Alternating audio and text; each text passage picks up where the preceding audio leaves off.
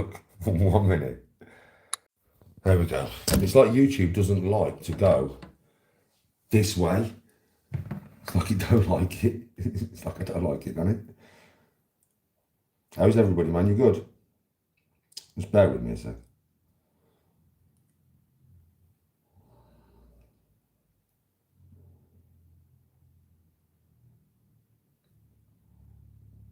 Give me 2 minutes, everybody. I'm just sorting out the monetization. All right, Murph, how you doing, man? Good morning, brother. Good morning, brother.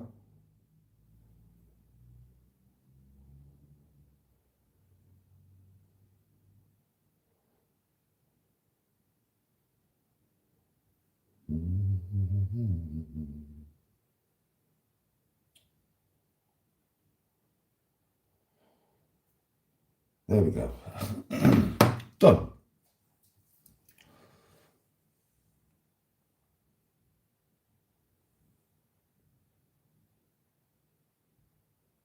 What's that, Paul? What's that all about, mate? Good morning, my little speranzite. How are you this morning? Are you good, yeah?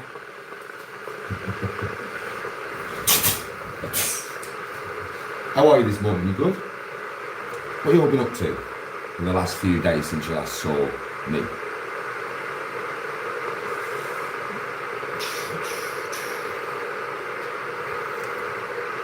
Oh yeah, Bebo, and listen, I have trolls everywhere, bro. Not so much on YouTube. I still have them on YouTube, right? But not so much on TikTok, bro. It's full of kids. It's absolutely full of kids, eh? So you're going to get them no matter what, do you know what I mean? You're going to get them. You can't really do much about it, bro, to be honest with you. That's TikTok for you. Yeah, that's TikTok for you, bro. You can't really do much about it, do you know what I mean? They're always going to be there. Every time I go on TikTok, bro, I'm expecting. I know. Here they come.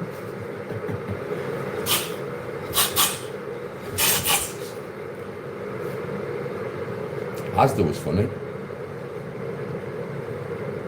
What do you mean when I was looking for Tony? Where are you, Tony? Oh.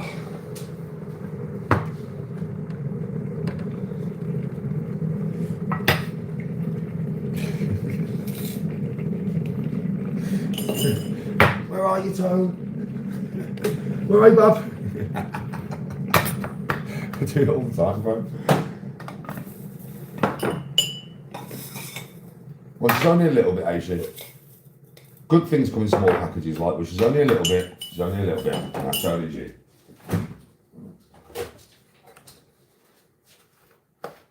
I'm good, man, bro. How are you? How is everybody today? I'm just chilling, bro. I've been training a little bit, innit? I've been training a little bit, mate, today. I've been throwing a few hands on that. Just warming down and that. Warming it down and that. Warming it down. Yeah, I've been throwing some hands on that this morning, bro. Just chilling, really.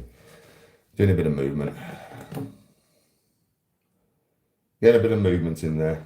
A bit like a tango. A bit like a fuck. I tell you, I've been dancing with tango. I've been dancing with tango all morning. Dancing with tango.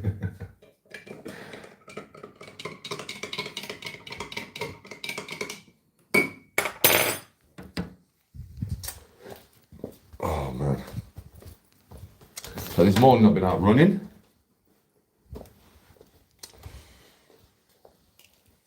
I've done shadow boxing. I've ran 3 mile. I've sprinted. I've done sit-ups. I've done press-ups. And now I'm going to chill, mate. I eat. I'm at the gym probably later on, maybe. Look at the weather again, man. Fucking take the piss. This fucking world. This country just takes the piss, bro. I ain't having it. I ain't having it, mush. I ain't having it. It's fucking shite, eh? The weather's fucking shite, mate. Hello, everybody. Good morning, good morning, good morning. Do I still smoke the green? Well, yes, sometimes. I'm going to smoke a cigarette right now, but yeah. Good morning. Good morning, good morning. Hello, everybody. How are you today? Are you feeling frisky, hey? Perfect weather for a game of darts. Yeah, it is probably perfect weather for a game. Not too much for a game of golf, mate. I'll tell you that again now. Not too much for a game of golf, yeah.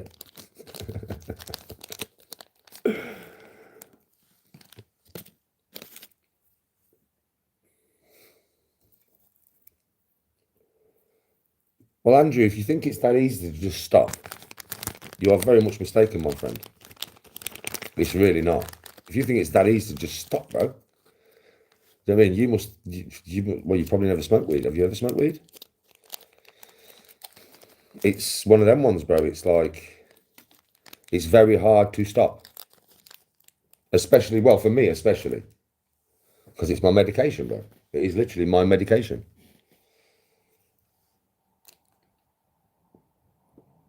A lot of people would have medicine from the doctors or whatever. I don't. This is my medicine. This is what keeps me calm. This is what stops me exploding. This is a big part of my recovery. Yeah, exactly, meds. Yeah, it's just a big part of my recovery, bro. You know, if social media would not have got me the sack from work, right, then I would still be working. And then I might be able to spend a bit of time off social media. Yeah, and try and, cut right down. Because it's social media that makes me smoke so much. Not so much YouTube. YouTube's not too bad. TikTok especially. But this is my job now. I'm not going to go. There's no point in me going back to work, mate. So if I go back to work, they'll find out where I work and I'll get the sack again. I mean, fuck me. Don't forget, when I was in Merry Hill, mate, there was ringing the place where I'd just gone to get some fucking vitamins from. Do you get what I mean? Yeah? Fucking trolls leaving reviews on fucking on gym websites and stuff. Do you know what I'm saying? So it's kind of like there's no point in me going back to work. As soon as I'm recognised, my job's gone. It's gone. Do you know what I mean? So I have to work for myself now. So I have to be on social media. This is how I earn my money. So to be on social media, I need to smoke green. Because otherwise, with the amount of trolls I deal with, I would be fucking mental, mate. I would go nuts. Old Danny G would be back in seconds if I didn't smoke this stuff to deal with the dickheads that I deal with every day online.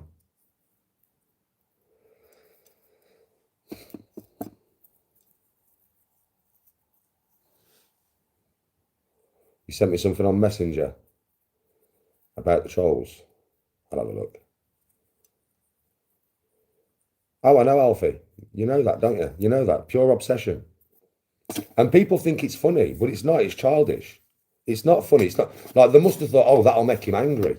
You saw my reaction. I just laughed. Do you know what I mean? I just laughed. The thing with Bill Kelly is what you've got to understand is me and Tony having an argument years ago. I mean, Bill Kelly's about 70 now, right? Yeah. Tony's never been nowhere near him. That was when, when a couple's having an argument and you want to hurt your missus or she wants to hurt you and you say something that like isn't true, but you know it'll piss them off. That's the only reason I said that about 5 years ago. I went, and I didn't even say she'd been with him. I went, yeah, you was always up the two brewers, fucking wanting to go with Billy Kelly and that. Do you know what I mean? That was when we was drunk having a fucking argument to piss her off. And people think, oh, she actually really had an affair behind Danny's back. Well, listen, the amount of times you've mentioned Bill Kelly, don't you think it would have had a reaction if she'd actually had an affair? Do you think I would deal with it with a smile on my face every time if she'd actually been with that dude? Tony's never been with anybody behind my back. And I mean nobody. That's why it's so pathetic. It's so funny, right? You saw my reaction in the supermarket. I just smiled. I was just like, fucking hell. It's not going to bother me. It was something I said in anger that wasn't true, just to piss her off. Same as she said things in anger that aren't true to piss me off. That's the way sometimes, I mean, we don't argue no more, do we? But we did. We have had problems back in the day, right? And that's just a normal thing, right?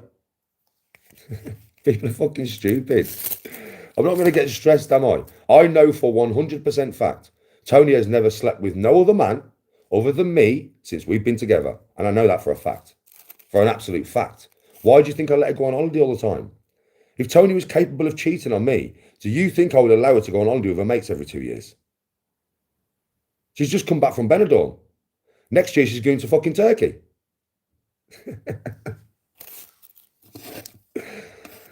So yeah, pathetic, absolute pathetic attempts to get me angry. You're not going to get me angry. I can see straight through all of you. Everything you say is bullshit. None of it has no meaning. None of it has no substance. It's just boring. It's boring. It's the same shit, different day. It's not going to annoy me. You can't annoy me on social media no more. You got no chance. You have no fucking chance. There is nobody on social media that could say anything that I have not heard 42,000 fucking times. There's nothing. Trust me. I've told you this before. You see you clip channels trying to clip me to make me angry. You made a really big mistake. Right? What you should have done, and there's no point doing it now, because it won't fucking work. Not now. What you should have done, this is just the truth. So if you want to troll somebody again, and you want them to have a breakdown and go mental and that, then I would use this little tool I'm going to give you. You give anybody anything every single day, and they will do one or two things. They will crumble, or they will get to a point where they are that resilient that nothing you say bothers them. That's me. Nothing you say bothers me, and I mean nothing. Because it's been said that many times I'm that resilient to it. To get me angry, what you should have done is give me loads of shit about loads of stuff for like 2 weeks, then left me alone for 3 months, and then hit me for 2 weeks, and then left me alone for 3 months, and then hit me for 2 weeks, and then left me alone for 3 months. Do you think when you're in a swamp, yeah, you're not going to learn to swim through the swamp? Do you think you're not going to learn to maneuver through that swamp? That's the mistake all you clip channels made. You're on me every day. So by now, after years that you've been doing it right, yeah, I would have broken, wouldn't I? Nah, you've made me that strong, that resilient to trolling, that I couldn't give a fuck no more. Say what you want, dickhead. It like bounces off me. It's like water off a duck's back. You fucked up. You fucked up. You thought I was Decker Eggy. You thought you could break me like Decker Eggy, yeah? I ain't Decker Eggy mush. I'm Danny fucking G. I've been through more than Decker Eggy could ever hope to go through. In my life, I've been through more grief and turmoil than any of you. All of you. And you think trolling is going to, it's going to break. No. This is no Decker Eggy here, mate.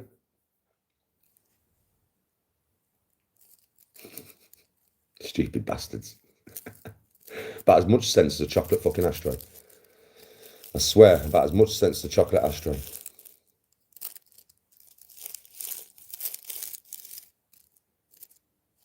Oh, P-Bone, yeah, they're being for a really long day.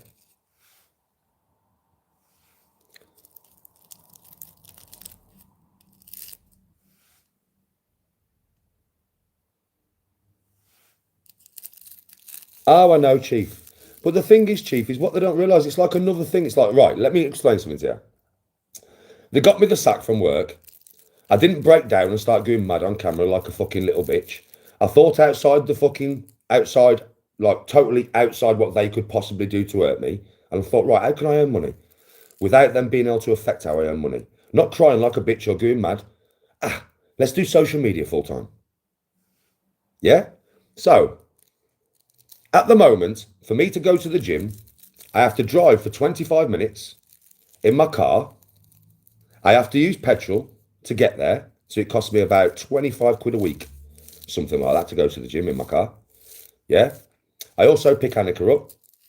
I do sometimes buy, like I'll go to a chicken shop after the gym and just buy bare chicken. So I would say going to the gym a week, because my gym membership, just say it's not quite 30 quid, but just say it's 30 quid. It's easy to work out. Yeah. So £7.50 a week, £25 in fuel. That's £32.50. Say I have something to eat twice a week when I leave the gym. Yeah. Put it up to 20 quid. Right. That's £52.50 a week. Yeah. That I'm spending going to the gym. So that's over £200 a month, right? Now, I was going to train at home and I was going to buy all the equipment, like a squat rack, and put it all in my back garden. Squat rack, bench, free weights and all that, dumbbells, some big fucking dumbbells, yeah? And I was going to basically slab my back garden and I was going to put it all in my back garden and train there. Because if I train at home, I'll get a lot bigger, a lot quicker, a lot stronger, a lot quicker.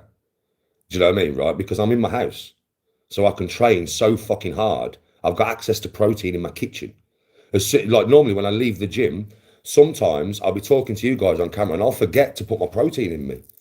Bro, because I've drove back from the gym, I've gone to get something to eat, and then I've come back, and then I get back and I've got shit to do and I forget. I ain't going to forget when I'm in the back garden to the kitchen. So if they do manage to stop me training at the gym, they're not going to stop me training. I'll buy all the equipment that I was going to buy for my back garden, and I'll get bigger quicker. I'll be fucking huge, bruv. You can't affect me in any way, shape or form. Do you understand?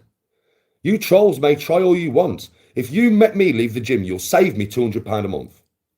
The equipment that I was going to buy was 350 quid because I was going to buy it off Facebook Marketplace. What's the point of me buying brand new equipment? I'm not stupid.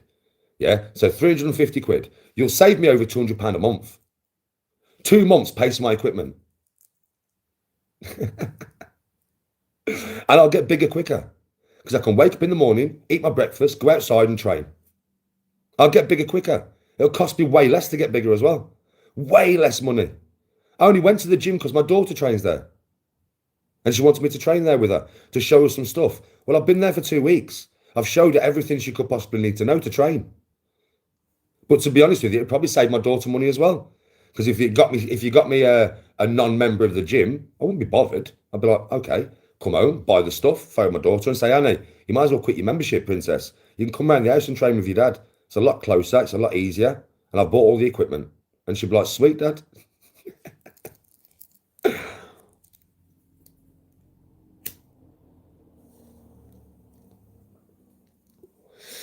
So if they actually get me, if I become a non-member of a gym because of them, they will only benefit me. They will not hinder me in any way. And I mean, in no way will I be hindered. I will get bigger, quicker. It'll cost me less money, less effort, less time. I'll be in my house so I can put whatever music on I want when I'm training. All my proteins in the kitchen, my protein shakes, my fucking creatine, all my vitamins, it's all in there. I don't take it in my car with me to the gym. So carry on. You'll benefit me if anything. You won't not benefit me. You'll benefit me. You'll save me a God knows how much money. And all I need is a squat rack and a bench and dumbbells and a few more weights. That's all I need to train. I don't need nothing else. You're mistaken. I road run. I don't need a running machine. I don't need a rowing machine because I road run.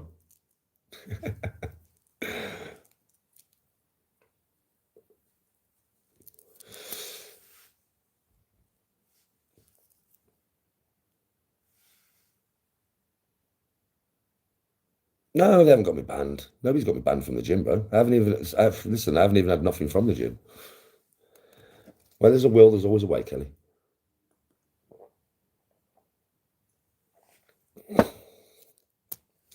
Doing the same as what they did with the golf courses, aren't they? And my work and all that. Thinking that I'm the same person as what I was back then and I might be able to get a little bit of anger. No. I'll just find a way around it. Like I always do.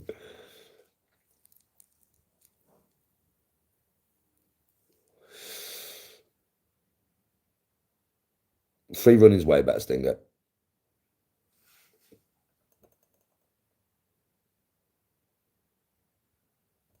Why is it not fair me sitting at home considering I earn more than her? Why is that not fair? I earn more than Tony. So why is it not fair? I'm working right now. This live with the amount of people watching me with no copyright in the background is probably going to earn me about 60, 70 quid. Depends how long I stay on. So why is that wrong? Why is it wrong for me to earn more money than Tony? My own way. Why is that wrong? Why is that wrong? Please explain to me how that's wrong. I pay for every fucking holiday we go on. Do you think Tony on 30 hours a week? That's what she does, 30 hours a week. Yeah, do you think Tony can pay for the gas, electric, food, rent, council tax, car insurance, car tax, holidays, clothing, gym, golf? Do you think 30 hours a week pays for that, dear? No, I pay for nearly everything in this fucking house. She would tell you that herself. Every holiday we go on, I paid for. My golf, I pay for. Do you know what I mean? House insurance, I pay for. Council tax, I pay. Shopping, I pay. Car insurance, I pay. What the fuck you want about, you dickhead? I earn way more money than Tony on social media. Way more. She'd tell you that herself. So it's bad, is it? Is it bad, is it? Is it bad, really? Fuck off. Dickhead.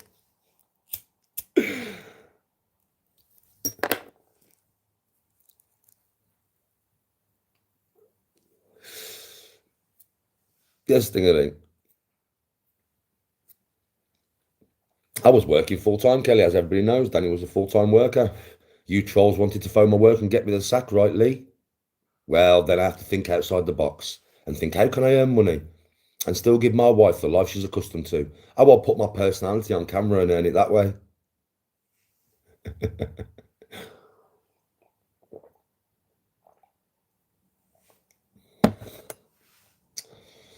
Oh, Brian, they're all in a gang. They're all in a gang.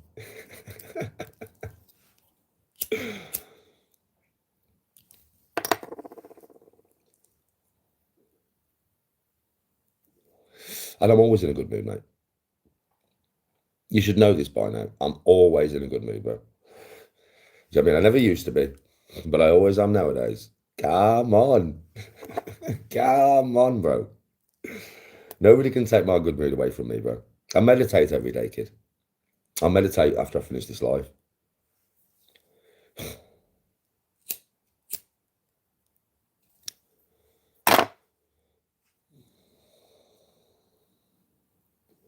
Back to earth, Ruth. Northern Monkey, watch what you're saying. Are you the Northern King by any chance? Because if you are, you out my chat straight away, you fucking weirdo.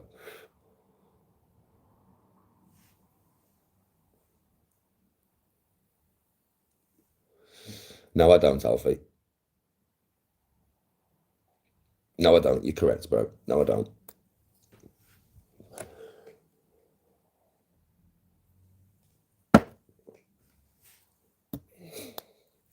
People honestly forget, Alfie. They don't listen. None of these fuckers on social media, which is quite evident, could suffer one day of what I have to deal with because of them. Do you know what I mean? When it comes back on them, and it will, it always rebounds back on you. Right? It's like the bald-headed fucking Uncle Fester-looking motherfucker. He disappears for 2 or 3 days at a time, right? And he always does a video every day. Do you know why he disappears? Because when somebody says something he doesn't like, he has a fucking, like, a little kiddie tantrum. I can tell. He'll probably kick his legs up and down and shit. They all do it. It gets too much for him with the mental health, doesn't it? Have you noticed that? Let's be honest. How many social media people do you see? They give it loads, they get a little back, and then they disappear for a few days because they can't hack it. I don't. If I have not been on here for a few days. Where do you think I've been on TikTok? Suffering way more abuse than what I get on YouTube. Because it doesn't do that to me. Because I'm stronger than all of them combined. Combined, bro. And the more hate you give out, and the more negativity you give out, and the more you go against me, do you know what happens? It's like a circle. You go against me for ages. You get a few views. You get a few views. You get a few views. And then people who are watching you come and watch me. And they realise that I am actually the most normal out of all of us. And then it rebounds. And then it comes back round. And then you start to get abuse. And you start to get grief. And you start to get abuse. And then bang, you're offline. Because you can't take it. You can't take what you've given out, basically.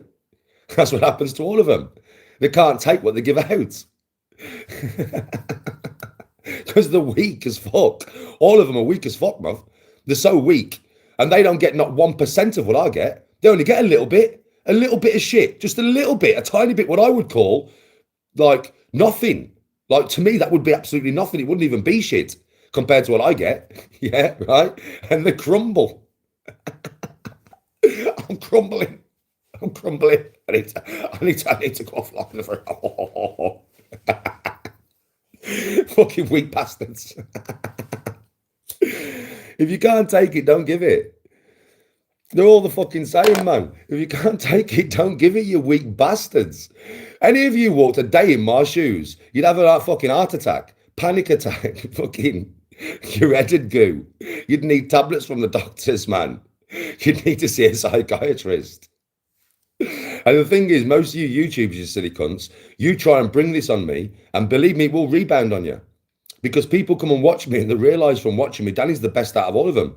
He does the best content. He's got the best personality. He's the happiest. He's positive as fuck all the time. He very rarely talks about people because he just does his own thing. And then they come back to you and they're like, I've been watching, Dan. You're a prick. You're a prick. And that's all it takes for these fucking other people on social media. You're a prick. You're a knob. Oh, my mental health. Oh, I need to get off here. I call me a prick.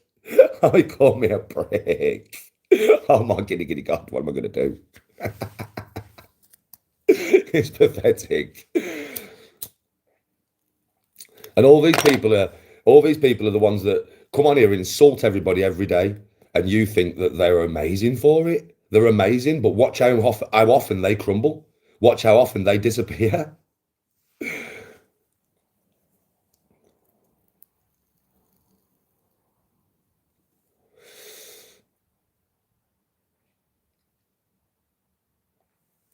Me and Bill have not got a problem anyway, bro. Bill Kelly's about 70.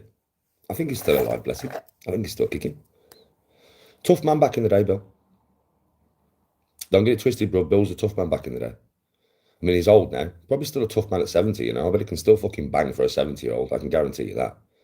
Yeah, but I don't need to sit here and disrespect Bill. Like I said, Tony's never been nowhere near Bill. I said that to piss her off. Yeah. But Bill himself, bro, back in the day, Bill was a tough geezer. Proper tough geezer, trust me. Proper tough dude. And I would imagine even at 70, he's still a tough dude. Is he alive and well? I'm happy for that. Because he's one of the OGs, bro, isn't he? Do you know what I mean? Bill's one of the OGs of the area. Do you know what I mean? So I'm happy that he's alive and kicking, bro. I really, really am. I hope he has many years left in him.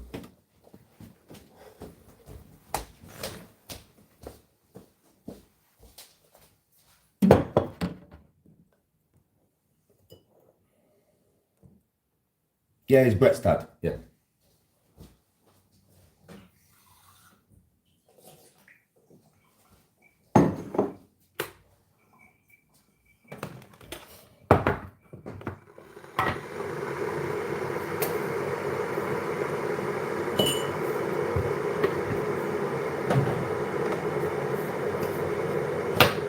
Valentine was ace, Kelly. It was fucking wicked. It was really good. We watched on Valentine's Day. I was live on TikTok till about 2 in the afternoon, and then I went off, and then nobody saw me again. From about 2 in the afternoon to about 7 on the night, we laid on the settee and we watched a full series, the war between the earth and the sea. Weird as fuck, but very good. Like weird, bruv. All I'm going to say is if you haven't watched that programme, man gets some fishy fingers. That's all I'm going to say, bro. I don't care. Do you know what I mean? That was the weirdest shit I've ever seen in my life. That was the weirdest shit I've ever seen in my life. I'm telling you, man's right snogging a fish woman. I mean, that's all I'm saying. But it was really good. It was really, really good. And there's five episodes in it, so we watched the full 5 hours of it on Valentine's Day. Oh, Kelly, it's mad, that programme. But it's good. It is, I'm going to be honest, it's very good. But it's just mad. It's mad as fuck. I mean, it really is mad as fuck. But me and Tony enjoyed it, put it that way. So we watched all that, and then I made food, and then we went to bed and, you know, done what couples do, basically. So it was a good day. It was a good day.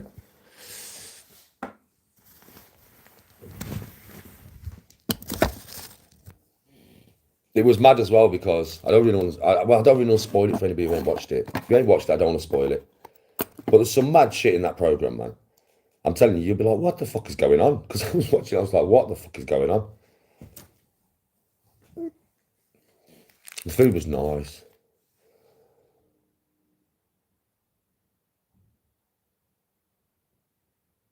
Yes, bro. Wasif, how you doing, bro? You good?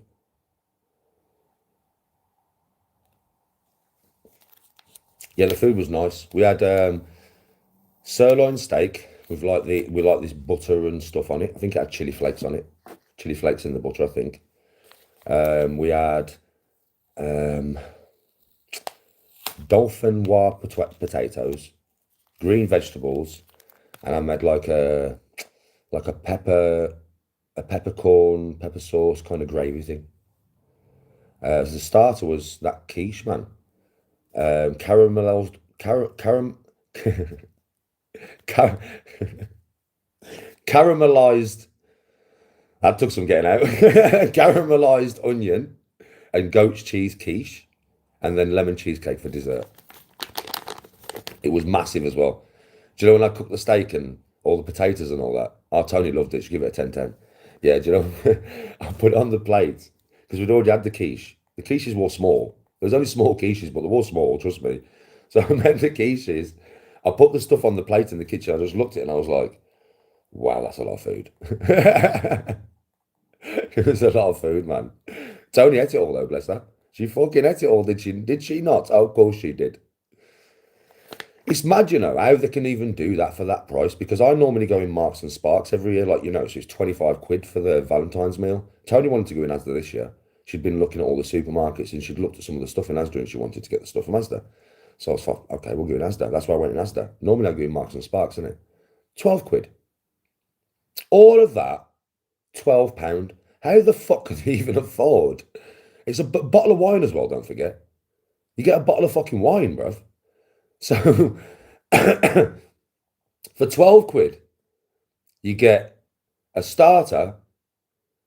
The main course is a main course, a dessert, and a bottle of wine. So 2 desserts, 2 mains, 2 starters, and a bottle of wine for 12 quid. £6 each, bruv. How the fuck does that even work? I don't even know. I was baffled, mate. Do you know what I mean? I was just baffled, man. I was baffled. No, I'm not being banned from the gym.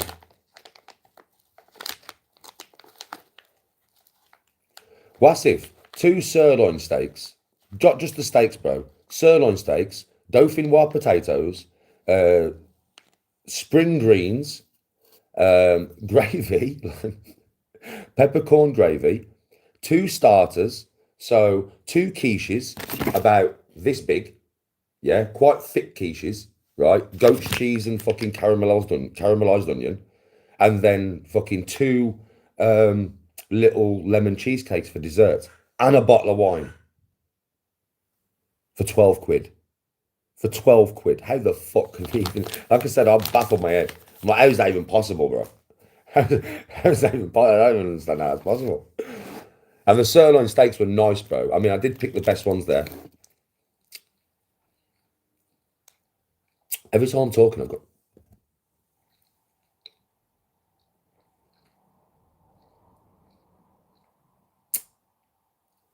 something caught behind my teeth, I think. Hold on.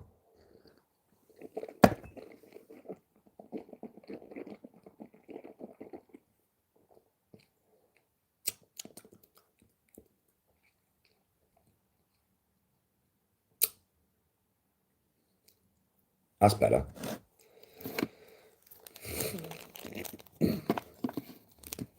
Gammon, we had, you get like butter with them. I did cook it in butter. I always cook everything in butter, right?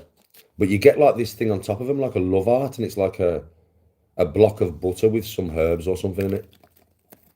And you like cook it in that as well, you know what I mean? So I did cook it in butter there. I cook everything in butter.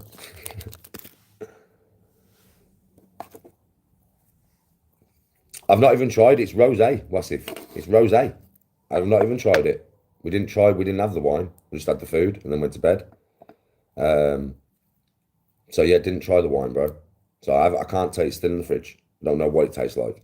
It's some rosé stuff. Yes, Kai, how you doing, Kai, man? Are you good? Kai, yoits Kai. Well, you know, don't you, Ruth? He's off TikTok. He's got his own TikTok channel. Good lad. From the Midlands. Really nice young lad. Really respectful, really good lad. I've got a lot of time for Kai. Or should I start calling you your old name that I used to call you? Oh, Yoitsky. Oh, Yoitsky. How you doing, Yoitsky? Do you remember when I called you that for fucking about 2 years? I didn't read your name properly. Yo, it's Kai. Look at his name. Yo, it's Kai. Yeah, and for years, for about 2 years on my TikTok, innit, Kai? Yeah, I was like, yo, Yoitsky. And everybody's like, Danny, it's Kai. And I was like, oh, shit. Do you want me to call you Kai or Yoitsky? And he was like, Danny, just call me the name you've made up for me. It's fine. Do you remember that, bro? Oh shit.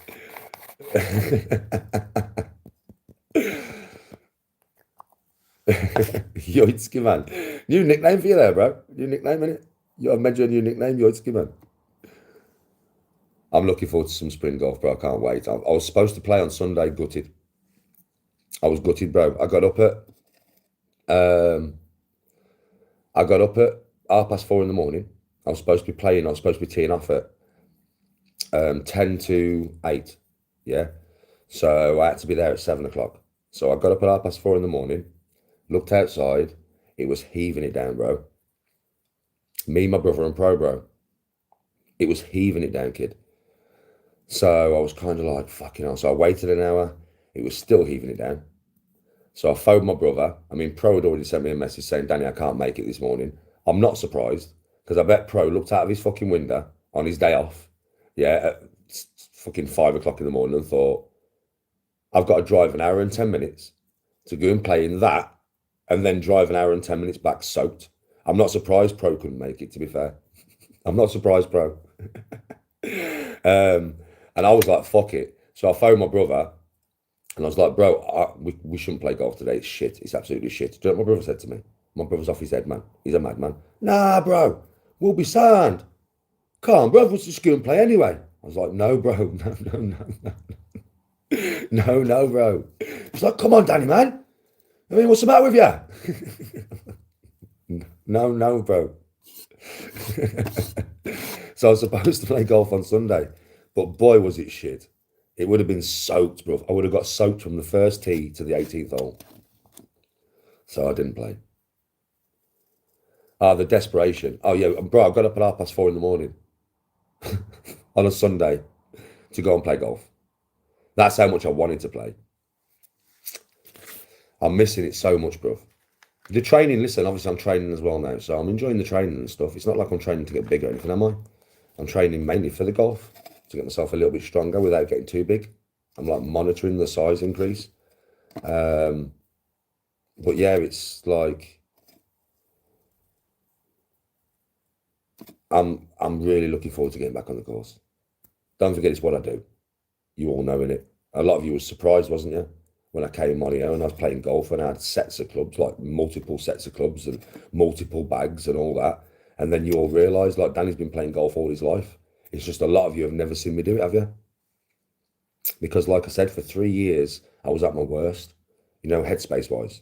I was going mental every day. I do respect golf. So I'm not going to take, do you know that Danny that was off his fucking head? Rah! Do you know, fucking rah! Do you know that Danny? I ain't taking that to the fucking golf course, mate. I'm just not doing it. Because there's no way I could have played a game of golf back then without going off my fucking head, mate. And anything could have happened. I wouldn't have done anything to the golf course, but I probably would have snapped up loads of my clubs. I probably would have ended up fucking running down the fairway after somebody because I was not in the right frame of mind to play golf. So for about maybe over 3 years, didn't play, did I? So when I came back to playing, everybody was like, what do you mean? Oh, you've started playing golf? That's a boring sport. Oh, why you started doing that? I've always done it. From the age of 11. Apart from when I was in jail and a year before I got married and then just over 3 years when I was off my head. So apart from those time periods, so I was in jail for 3 years, right? A year before I got married, 4 years, right? And then 3.5 years. So say 7.5 years. So from the age of 11, apart from 7.5 years of my life, I've played golf every other year. I am a proper golfer. I always have been, always fucking will be. It's my baby. I'm not going to discuss why I went to jail, mate.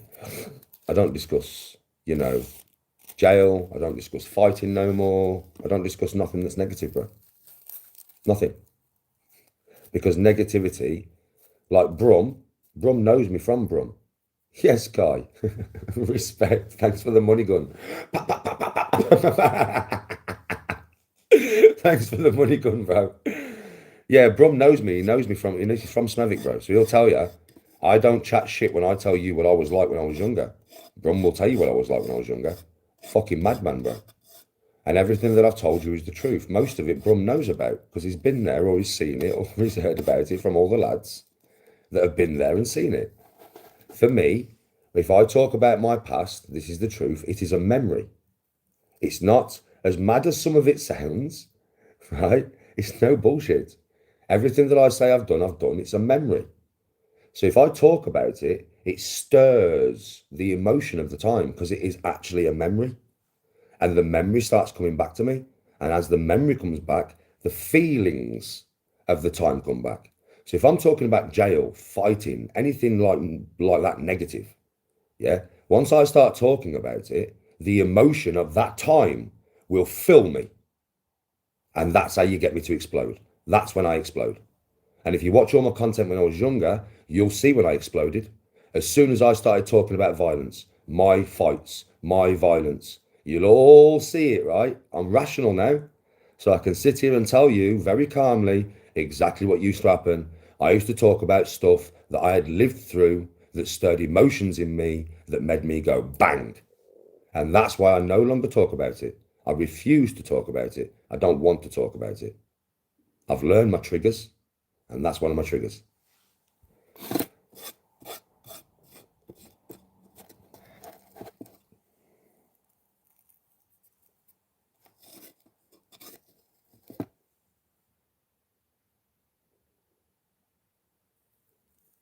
How many times did I go to jail? Once. I've been to jail once. And I was in there for 3 years. I've only ever been once. I've been arrested many times. I've nearly gone to jail a few times. My brother, fuck me, my brother has been to every jail you can possibly think of in your life. I swear, my brother's done nearly 12 years in total in jail. He hasn't been to jail for a fucking long time. But when he was younger, my brother's done 12 years. That's how long he has done in jail in total. In all the sentences that he's done. He hasn't done it in one sentence. He's done it in about 7. I swear to God. But he's done like 12 years in total, my brother. My brother used to have, like, they used to leave a fucking bed ready for him. No, that's no joke. That's no fucking gas. Do you know what I mean? My brother, Jesus Christ, man. I used to see him less than I saw him when I was a kid. I saw my brother less than what I actually saw him when I was a kid. I'm not joking with you. Yeah, he was a jailhead, bro. My brother was a jailhead. He was a naughty little fucker. Drove my mum and dad round the fucking bend. I'm telling you. All my brothers have been to jail. All of them, every one of us.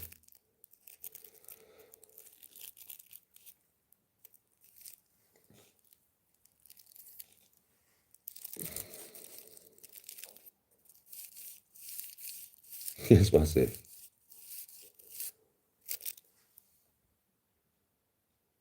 Yes, Chris. Yes. I was speaking to him yesterday about it. How are you this morning? I ain't been on YouTube for a few days. You probably didn't see me commenting on your videos for a few days. I only come on every couple of days, Chris. Do a few, like I might do a day on YouTube today. And then tomorrow I'll be back on Tick. But yeah, bro. Come and see me soon. I'm going to have a pint, have a laugh, have a chat. Come on.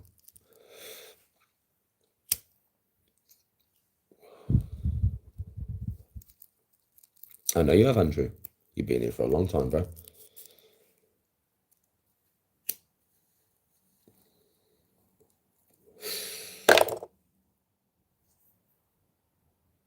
Anybody seen the video of Zelensky snorting? No, I've not seen that, Chief. I've not seen that. Hey, I tell you what. I did look into fucking Starmer and what's going on. That's what I've looked into so far. Wow. Just wow. Just fucking wow. Bollocks. Oi, Starmer, suck me dick. I'm going to start calling him Tarmer because then the algorithm can't pick it up, right? So when I say Tarmer without the fucking S, you know what I'm talking about, right? Oi, Tarmer, you chat shit, mate. You chat shit, mate. I never knew the ins and outs of Jimmy Savile Lim. Yeah, but now I do. So I thought that he was actually a lawyer. He wasn't a lawyer. He was the lead of the Crown Prosecution Service. He was the one that said yes or no whether somebody went to court on evidence. And he is the one that did not take Jimmy Savile to court, even though the evidence was overwhelming. Bollocks, you fucking weird cunt. You weird bastard. Now I understand it all because I've researched it. Yeah, I didn't really know much about this because I've never researched this. Oh, I have now. I have now. And now he's got a lord that is in his pocket. Yeah, that is a known PDF. A couple of his cabinet ministers are PDFs. And he's known. And he knows. He's trying to say he didn't know. Bullshit. Oi, Tama. Tama. Bullshit. You chatting shit, bro. Bullshit. Oi, Tama. You chat shit, bro. You don't have people that close to you and not know who they are associated with in your line of work, in the club that you're in. You know, the elite club where you all go to Epstein Island and that. You know, where you all meet on a Saturday and get on a fucking plane. Bullshit. That geezer should be stripped and sent to fucking jail. He should not be prime of this country. Can't even say the second name because they'll know who I'm talking about. You lot do. He can't be prime of this country. He needs gone. Fucking gone. Too many ties now to too many PDFs. And if I would have known the ins and outs, I only knew what hearsay was about Savile and him. I didn't know that he was the one who had the yes or the no on whether to take that man to court. And the overwhelming evidence that they had on him, and he never took him to court. I didn't know. I thought that he was like the defense lawyer or something, because there was so many rumors going around and I never looked into it. Now I understand. No, you had all that evidence in front of you and you went, no, carry on walking around the streets, mate. Carry on doing your thing, mate. And we've got that as Prime Minister. Oh, fucking hell. Oh, Resin, I can't talk about that. You know, you can. If you look at Resin's comment, I can't say his name because I would get banned. I could even have police at my door if I said that. Jimmy Savile's best friend, though. Look at Resin's comment. Jimmy Savile's best friend. Look at Resin's comment. Jimmy Savile's best friend, bro. Best friend, bro. And we're supposed to believe that the person that you just typed to Resin, yeah, didn't know that the Secret Service and all that, didn't know what he was. Full access, though, to the palace, bro. Full access to the palace, bro.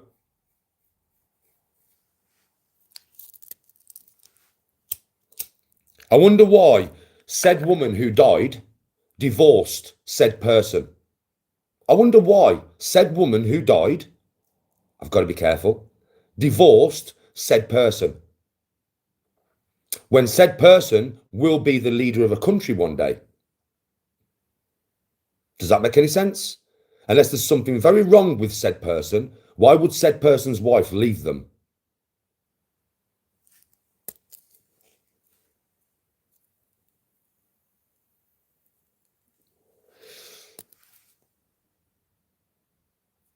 Oh, I know, Alfie. Tell me about it. Tell me about it. Oh, I know, Alfie. I know. And you know something? At the time, what was spun, and they allowed it, the racism card, right?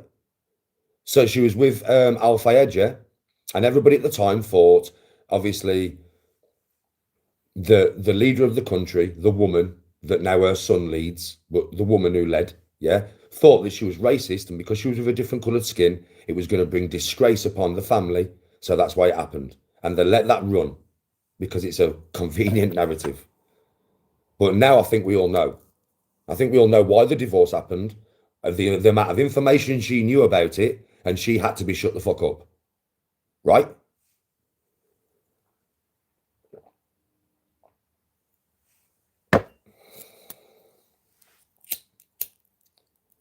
And it always comes out.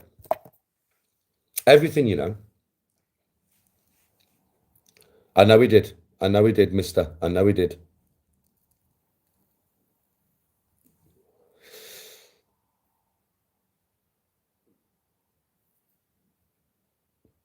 Oh, tell me about Dill. It's the whole of Hollywood, bro. The whole of Hollywood, the whole of politics, the whole of fucking the music industry. Not the whole. I can't tarnish everyone with the same brush. I mean, I would be very surprised if Keanu Reeves is of that ilk. Do you get what I mean? Very surprised if Keanu Reeves is of that ilk, mate. There's got to be some actors who are immune or are too fucking famous that they need them in films so they don't have to do this stuff. There's got to be, right? It can't be all of them, surely. It can't, because that means I'm never going to watch a fucking film again. It can't be all the fucking the singers. It can't, surely, because what am I going to do? Never going to listen to music again. The politicians, we all pretty much know. We pretty much know whether they are Epstein Islanders or whether they are P. Diddyers or whether they are just robbers and thieves. I think we all know what all the fucking politicians are. All of them. They're either one of them three or all of them. Or two of them, but they're definitely one of them at least. The politicians are like Robin Hood, but it's backwards. Robin Hood robbed from the rich and gave to the poor. What the politicians do is they rob from the poor and give to the rich. They are Robin Hood turned on its head, basically.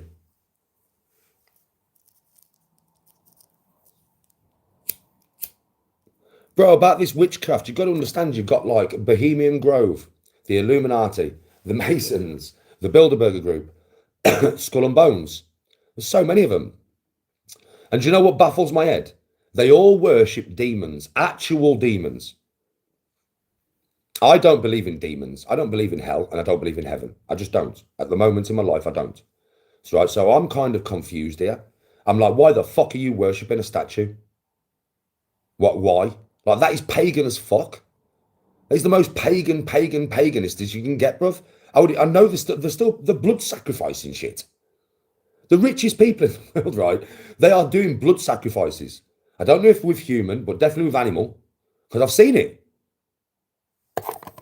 What the fuck? What benefit does that get you?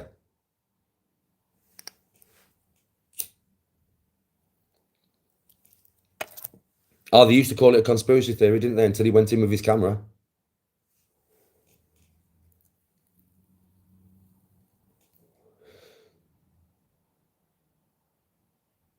Why do you think the company Apple has a bite out of the apple? What you talk? We're going all the way back to Adam and Eve with that shit. Is that where you're going with that?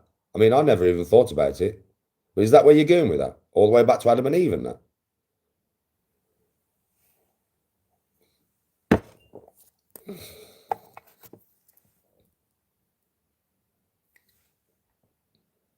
Oh, nice seeing you as well, bro. Yes, Quality Street. Nice seeing you as well, brother. Nice seeing you. You might see me in JD at some point, bro, buying some shit. I don't go in there very often, but I do sometimes. Usually if I'm walking through Merrion and I see a fat tracksuit, which is rare that I see a fat tracksuit, because with me, bro, you'll notice with stuff, not when I'm at home, but when I'm out and about, I kind of wear bright stuff, unusual stuff. But sometimes JD have like a mad Jordan tracksuit or something, bro, and I'll like walk past and I'll see it and I'll be like, I want it. It's very rare though, very rare.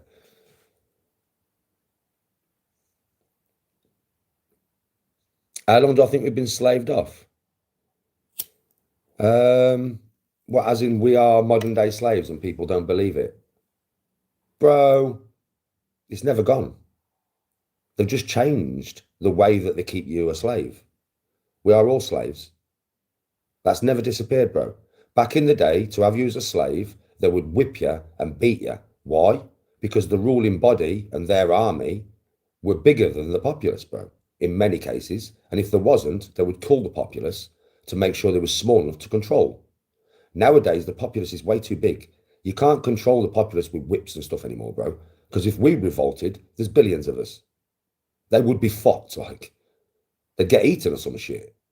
Because you know how sick we can get if we're in a big army and we're stomping through somewhere, mate. And they know that. So now they keep you a slave with consumerism, materialism.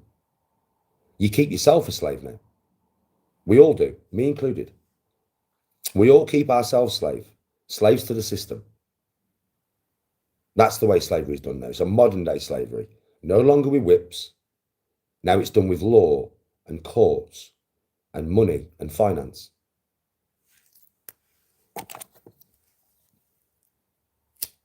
Yeah, it's raining here as well, bro. It's fucking shit. I can't remember the last time I looked out and saw no rain. Do you know what I mean? I think it's going to rain forever. Yes, pork chop. Well, no, we all come from common ancestors. Listen, I'll explain something to you now. Right, this definitely happened, you know. The governments don't want you to hear this because they don't, because they have to change the whole of the history books that they've written, kind of thing. Yeah, they don't want to do that. They've taught you what they want you to know. You are indoctrinated from school. You are taught to listen to somebody and do as that person tells you, right? There is no free thinking in school. You are in your fucking textbooks, and you have to learn a curriculum, right? And you have to learn it the same as everybody else learns it. That's preparing you for the outside world. That's preparing you for the workforce. Follow the fucking rules. Do as you are told. No free thinking. We will never have another Einstein born to this world, because any Einstein born to this world will have Einstein taken out of him in school. That's no joke. Trust me, the indoctrination starts in fucking school here. That's why you have no teachers teaching outside the box. No more. We used to. This is a modern day thing. Yeah, we used to, but no more. I think science is going to stagnate with the new generation, the new millennial generation. I think it's going to stagnate because they are no longer free thinking individuals. They are in textbooks and they are following a curriculum. And Einstein did not work out the theory of relativity by reading a fucking textbook. He just didn't.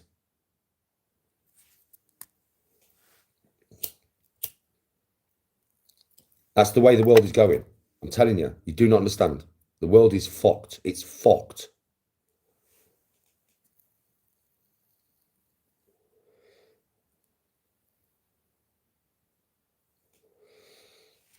Yeah, he was an outcast. He was an outcast because he didn't think like the rest of the system.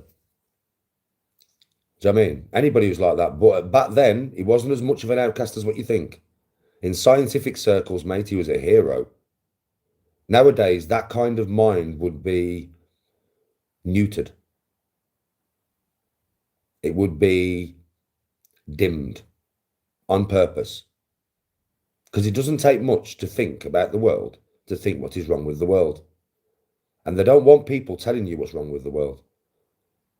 They don't want you, nobody actually who's got the power or got the brain power or got the following to offer you an alternative to the world.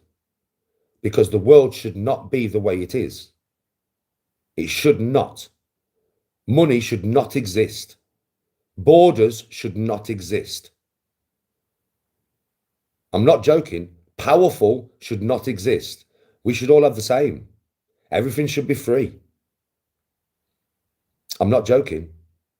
It should be a one world government, but not the way that you think, not the way that it would be now with the governments of the world. No, no, no, no.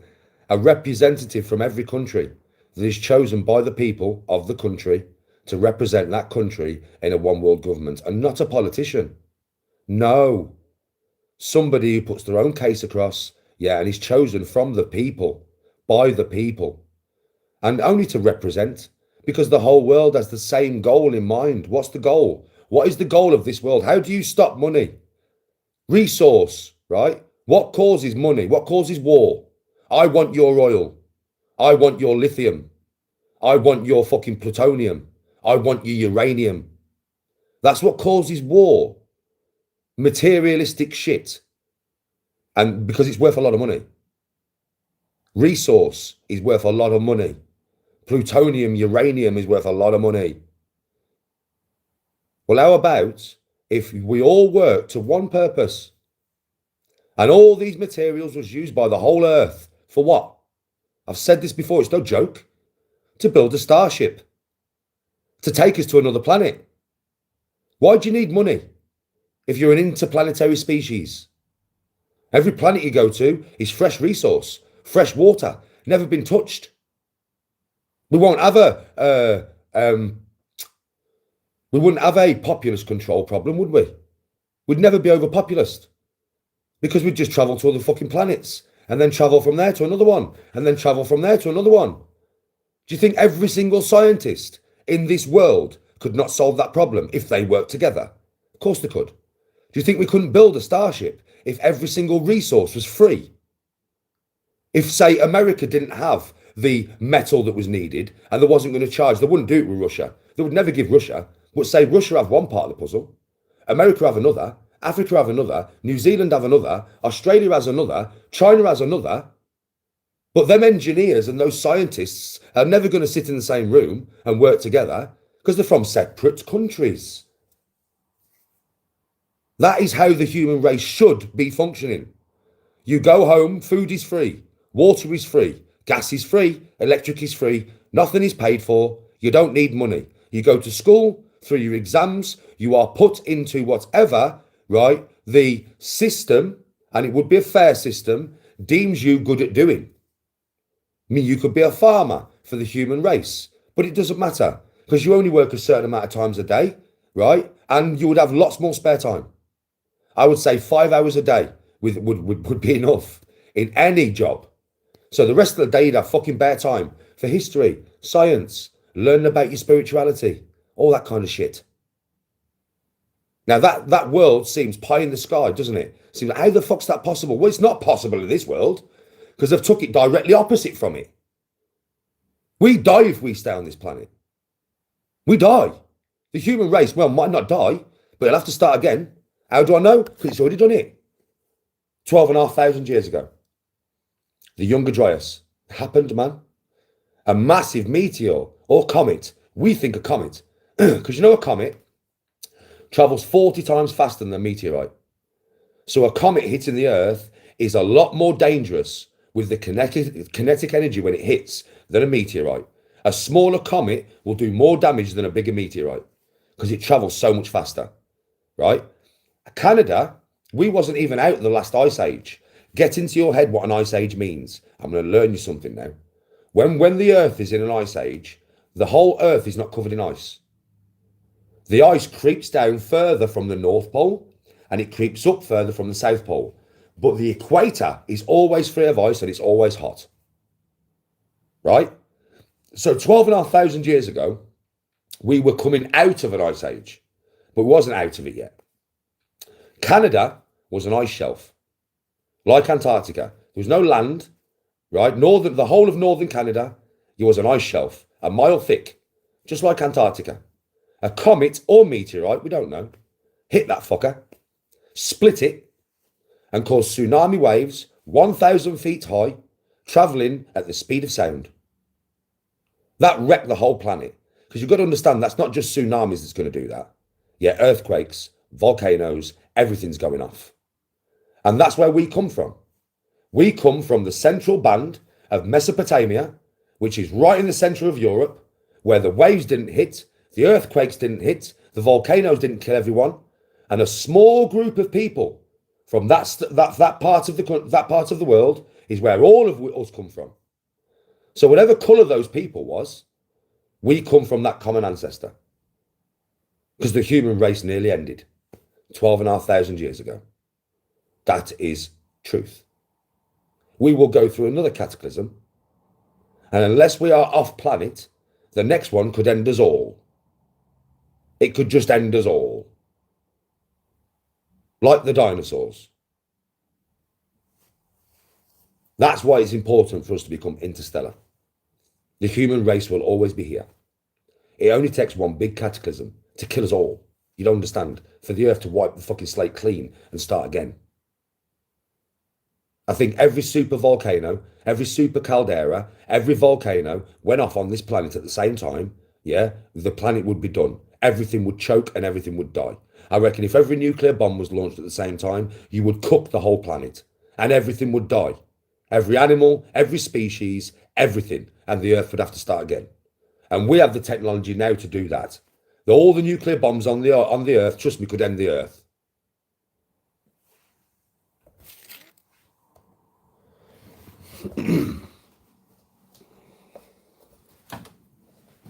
Very intellectual conversation this morning.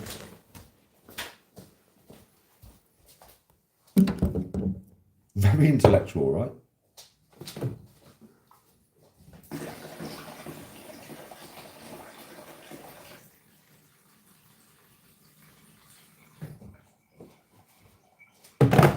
Why do you think I always say we are one people? Why do you think I always say we're one people, man? Because we are. My great, however many greats you want to go back, grandfather is the same as a man who is born in Jamaica. Yeah? His great grandfather is probably the same as mine. I mean, you probably have to say great about 20,000 times or something, I don't know, right? But however many times you have to say great till you get back to the original people that started off this iteration of the human race. Yeah? Some man from China, born in China, proper Chinese and that, probably has the same grandfather as me, going back 20,000 generations or some shit. That's why I say we are all one family, because we are.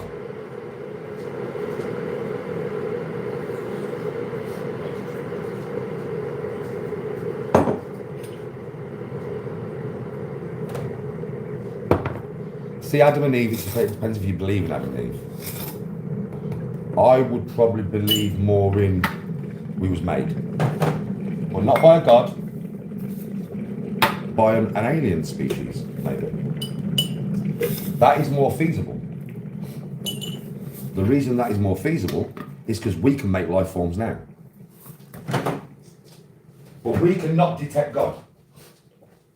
Can we? This is not me trying to turn anybody against their beliefs in God, by the way. This is just my observation. Okay? Right? We can't prove God. We can't test God. We can't quantify God. We can't see him in a lab. We can't see him on a camera. We can't even detect if he's real or not. We can't. But right now, if we wanted to, we could definitely take, like if we went to another planet, right, we could definitely take our DNA and a species from that planet and we could create a whole new species. And we could do that now. But right now, I know that for a fact. We can clone humans now, believe me, we can. Right, they can clone me now, believe me. Right, so I'm telling you, more feasible is that millions of years ago, or it depends on the time scale of the planet, because you don't know if we're taught the right time scale of the planet, right? But if we are, then I would say like millions of years ago, an alien species may have come here and mixed their DNA with every ape species on the planet, like an experiment. And that is why we have so many different hominids. But if you create loads of species out of your DNA and an animal species on the planet, a lot of that species would have genetic deformities, especially within their birth cycle, right? So maybe aliens came down here, right? Created loads of different hominids. That's why we have Neanderthal, Denisovan, Amy. We have all these different hominids, right? All different sizes, all different bone structures, but apparently from one common ancestor, and that's where we come from. We have evolved from them. Yeah? Well, how about maybe they have the same kind of DNA as us because they was built from the same fucking source, whatever alien it was. It's just their species was not as perfect as our species.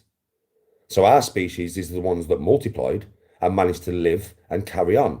Whereas those species, because of the genetic malformities, especially maybe within the birth tract, yeah, they died out.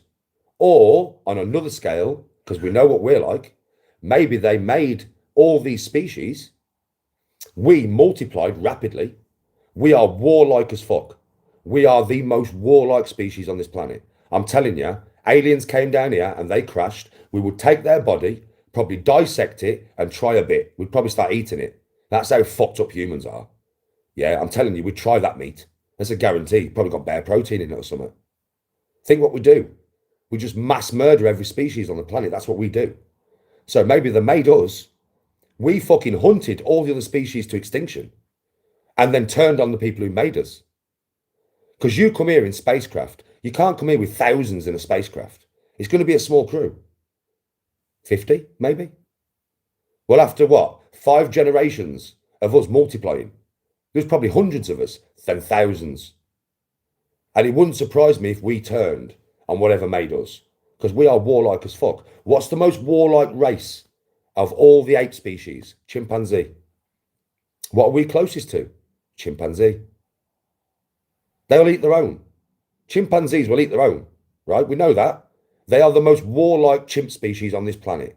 Well, is it strange like that we are the most warlike species, even more than chimps on the planet? We're worse than chimps, mate.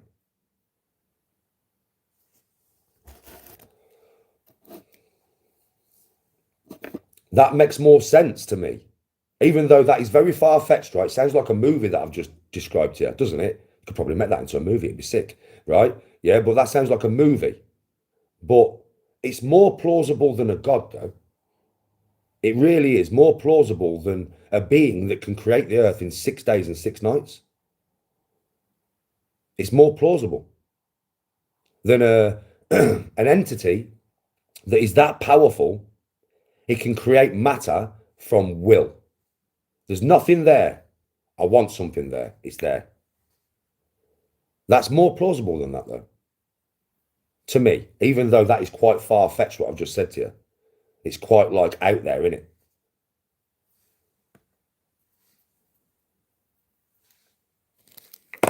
Oh, Alfie, there's no way aliens would come here now. There's no fucking way. They're not going to come here, bro. All they have to do is check our internet to find out what we do. We kill everything. We kill each other. We eat each other, bro. We eat each other, bro. I mean, to an alien species, yeah, they don't understand obviously they're different to us. So they wouldn't understand the mental implications or the mental health implications or whatever of people having abortions. All they would realize is that we are killing children before they're even born. True though, right? I know there's some extenuating circumstances behind some of these abortions. I understand that. So do you, right? I don't necessarily agree with it. If my wife got pregnant, she's having the baby no matter what. That's my kid. That's how I believe. Yeah. But I'm just going to tell you straight. I'm not going to blame anybody because it's everybody's individual choice, but it's not really. In my opinion, it's not really. Once the baby's inside there, to me, it's killing something, mate. It's killing a human life. And I think that's how aliens would look at it. How many cannibals do we have on this planet? We don't currently know how many cannibals we still have. Now, they're going to look at civilization and think, hold on, these guys have nuclear bombs. Right? They have the power of the sun in a bomb. And they're still eating each other. They really think they're going to come here. You think they're going to come here? They'll be able to watch everything. When we go to war and we send drones, and we know there's one guy in a block of flats that we want one guy. But to do that, we've got to blow down the whole block of flats and kill 500 innocent women and children. Oh, fuck it. Drop the bomb anyway. Do you think they're going to come here? We have eradicated over 1,000 species off this planet. Species. We are a species. We are one species. And the human race, since we've been here, you can Google this, has eradicated over 1,000 species off the planet. We are one species. You get me? They ain't coming here, bro. We are like, fucking hell. We are like the worst form of life in the universe. Fuck me, you could have a galactic civilization already. And believe me, do you know on star maps, the Earth will have a skull and crossbones over it and a big red sign going, you're not allowed to go there. Nobody goes there. And we will fuck with their technology to make sure they never make it to the stars. We will make sure they never make it. They are not allowed out in the open universe because they will eat and kill their way through all of it. Trust me now. I'm telling you, any alien species out there, we should be seeing them by now. The reason they're dead to us is because of who we are, what we are. We're probably the most warmongering species in the universe because no species gets to space unless they create a society like I explained earlier. The only way to get to space is to have a society where the whole of the planet works together in harmony. When you've got different organisms, different countries, different politicians, different parliaments, and everybody's at each other's necks, do you think that world ever makes it as an intergalactic species? No, of course not. Because like I said, every scientist has to work together. Every engineer has to work together. Every resource has to be free. To build a starship, Well, any species who's got to that point where they can build a starship and get to space, right? Fucking hell, bruv. Their society's way more advanced than us emotionally, with compassion, empathy, humanity, what we would call humanity, which most people don't possess. Trust me. That's why we'll never make it as an intergalactic species. We'll kill each other first. It's the world you live in. It's the truth. Hard to swallow some of this stuff sometimes, but it's the truth.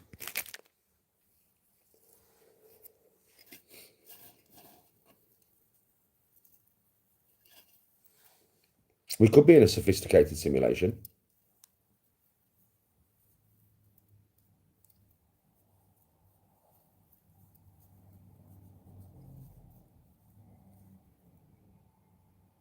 We would be aliens, yes, wouldn't we? We would be non-terrestrial to this planet.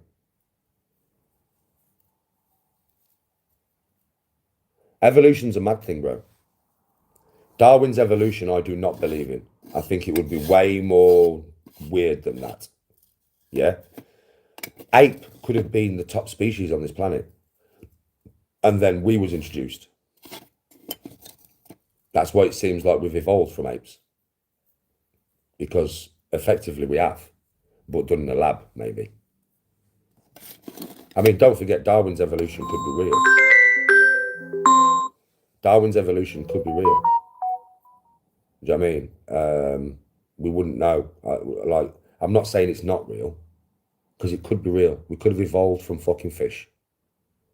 It's basically where you evolved from, the water. We crawled out the water and started evolving into mammals. I mean, apparently we actually evolved. Do you know what we evolved from? Some kind of little mouse. Do you know that? It's no joke. If you look at the actual theory of evolution, we evolved from a mouse. It's not exactly a mouse because it's back in prehistoric days. Yeah. And we evolved from that common ancestor, that like a little mammal, a little like vole mouse thing. You know what I mean? Right. That's apparently where we evolved from. It survived because it went underground and it survived all the big fucking earthquakes and flash floods and everything that the dinosaurs had to deal with.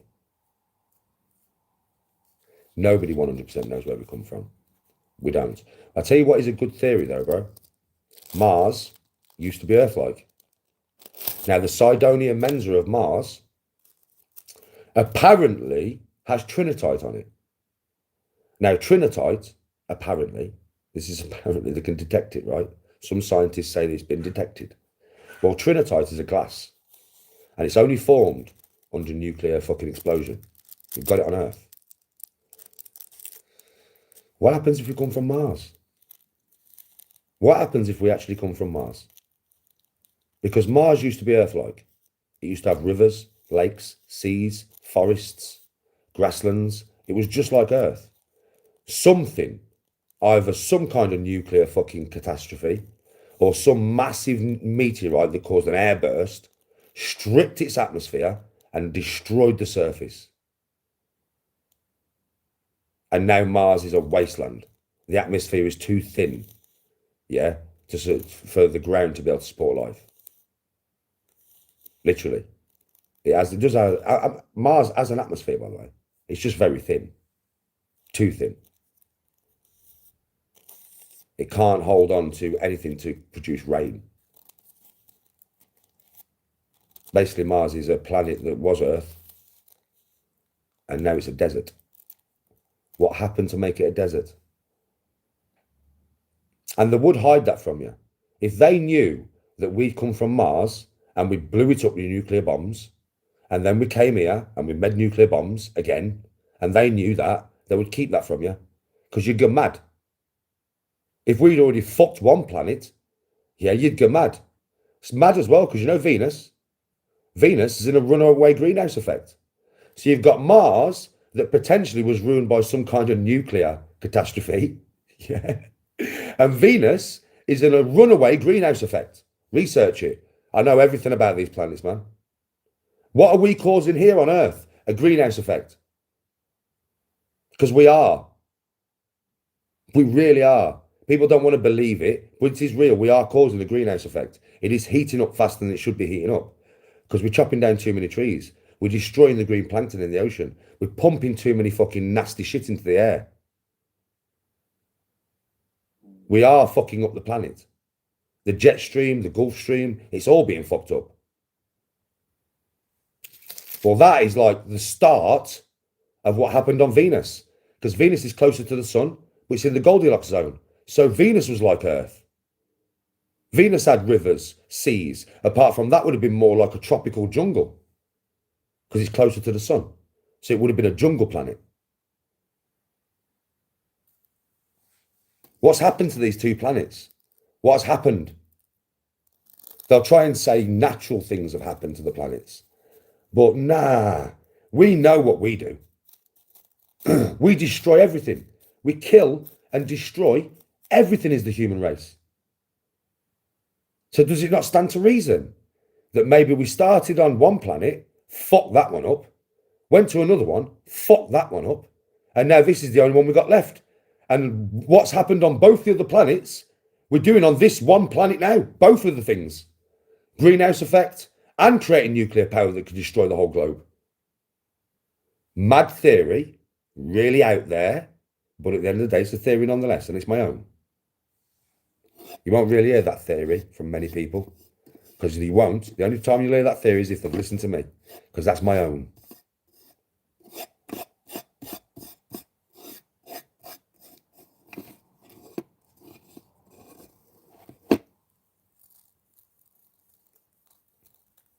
Oh, you would. You'd have KFA. If aliens were coming down here en masse, you'd have KFA, bro. Not KFA, is it, don't you? Kentucky Fried Alien. Trust me. You'd have KFA, bro. Wouldn't need KFC no more. KFA is good enough. Get yourself your green fucking chicken.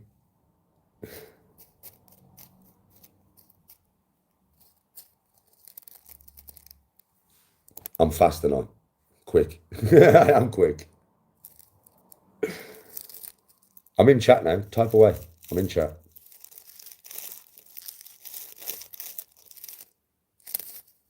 Everything is just a theory, bro. These are all theories. I don't know if any of this is true. I've got no evidence to it or anything.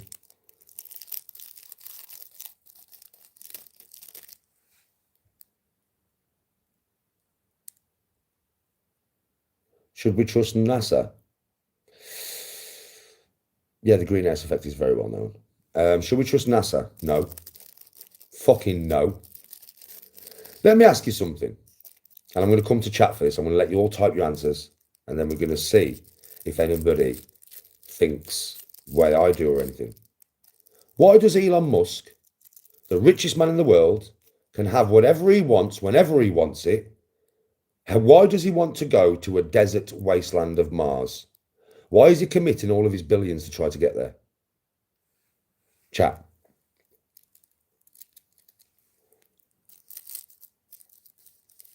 Yes, come.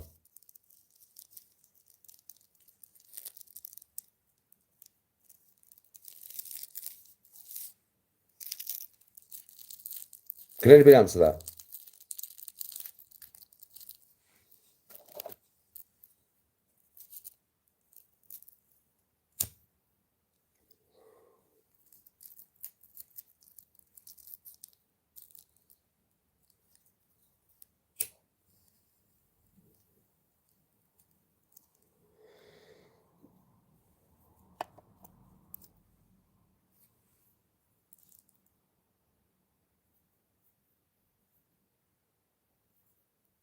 Ali, correct.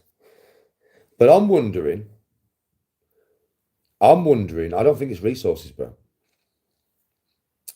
I think there might be stuff on Mars, mate, that prove an ancient civilization, that prove it. I think there'll be structures, bro. I think there'll be the technology left behind. I know there has been a civilization on Mars. And I know they've had high technology. That thing was stable for millions of years. I mean, I fucking know, bro.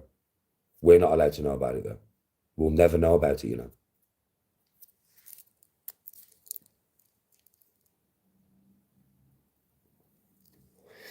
Near the Cydonia Mensa. The face of Mars, which, when the first picture was taken, It looked just like a face. And then NASA said they flew the stuff over there again, and it looked nothing like the first image. The pyramids on Mars were scraped from images. Yeah, right. But I've seen them all before they were scraped. Saw them years ago. But do you know something? There's some people believe that there is pyramids in Antarctica. And that is why nobody's allowed to go there unless you work for the government and you sign a document, because you can't go there, you know. People to this day tell me you can't. Little America, which is where you're allowed to go, is not Antarctica. It's Little America. Antarctica mainland, you cannot go there unless you are given permission by the government.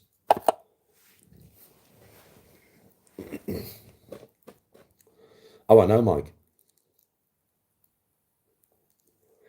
When do any countries sign, right, 220 of them sign to agree to not try and own or take the resources of a whole continent? And you know how big Antarctica is? It's bigger than America.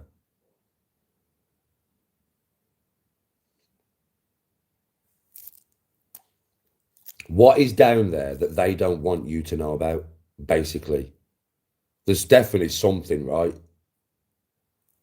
If there was pyramids, I don't know when Antarctica was last free of ice, probably over 1 million years ago. So if there's fucking pyramids there, mate, well, your whole human history is gone. Egyptian history is gone. Be a good reason to keep it secret, wouldn't it? Wouldn't it, though?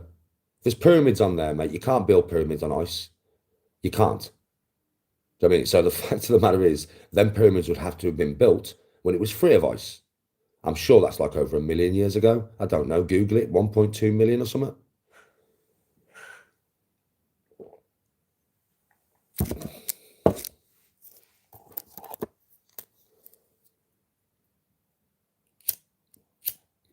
When the poles last changed, well, they don't shift, you know, like you think they do. They don't go from North Pole to South Pole. It's not like that.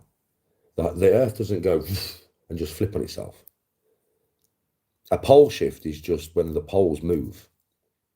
They move, but they don't flip. North doesn't become south and south doesn't become north. It's not like that. The Earth's not capable of that. That would kill us all. I'm not joking. If the Earth shifted that way, it just went one day, we're all dead. Everything would die on the Earth.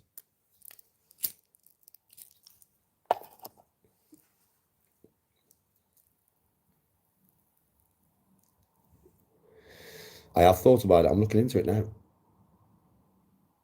Resource in Antarctica. I would imagine everything, bro. In Antarctica, because it's been full of ice for so long, the ground underneath has not been mined ever. So I would imagine that there is everything you could think of there. There'll be gold, there'll be oil, there'll be diamonds, there'll be lithium, there'll be fucking platinum. Do you know what I mean? There'll be everything. Everything you could think of will be on Antarctica's ground. Took me a while to get that one out. Everything you could think of, really.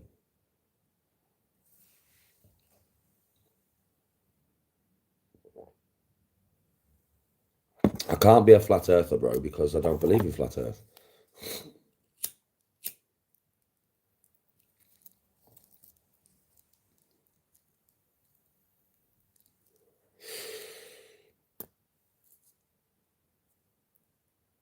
Magnetic shift. No, the flat earth is ridiculous. Bro, it really is. The reason why they came up with an ice wall back in the day was because if you're on a wooden ship, you've got to understand how big Antarctica is, man. It's bigger than America. It's fucking huge, man. It's a massive continent. It's not like a little piece of ice. It's fucking huge, right? So if you're on a wooden ship, yeah, and you're sailing around Antarctica for days, weeks, months, the only thing you're going to see is ice as a wall. That's the only thing you're going to see. But they didn't have flight, so they couldn't go above it and see that, yeah, it is an ice wall because the whole continent's made of fucking 2 miles thick ice. So obviously it's an ice wall. Yes, it is an ice wall. There is an ice wall there. And to the navigators back in the day, it would have seemed like the fucking thing went on forever. It never ended. That's what it would have seemed like. But it doesn't. And obviously, because of its proximity on Earth. So, at the bottom of Earth is Antarctica. It covers the whole bottom of the Earth. So, everything around this continent is an ice wall, right? Here, you've got like Cuba, yeah, and South America and Mexico and America. And these are massive continents. But if you sail past them, you would still see an ice wall. An ice wall, an ice wall, an ice wall, an ice wall, an ice wall. So you're going to think the ice wall actually goes around and covers the whole planet. That's what you'd think. And then you'd think, well, it must be a flat Earth. No, it's a globe. The Earth is a fucking globe. It definitely is. I've still got one in my loft. I'm not joking, I don't lie about this stuff. One day when I can be asked, I'll get it out for you and I'll show you. It's a massive telescope. But I've had telescopes since I was a kid. Why do you think I know so much about fucking space? I wanted to be an astronomer when I was a kid. Yeah. So I've learned a lot over my life about space because I'm very intrigued with it. I've always had telescopes. I've got one right now. Yeah. Through the telescopes that I have, I can see other planets. I can see the moon. Do you know what I mean? Right? They're all round. Everything in the cosmos is fucking round. Anything big enough with gravity will always be round. Anything that spins, that has enough gravity and is big enough, will always be round. It's just the way things are formed in the fucking universe, mate. So for one planet to be flat, out of the whole cosmos, no, no, there is no flat Earth.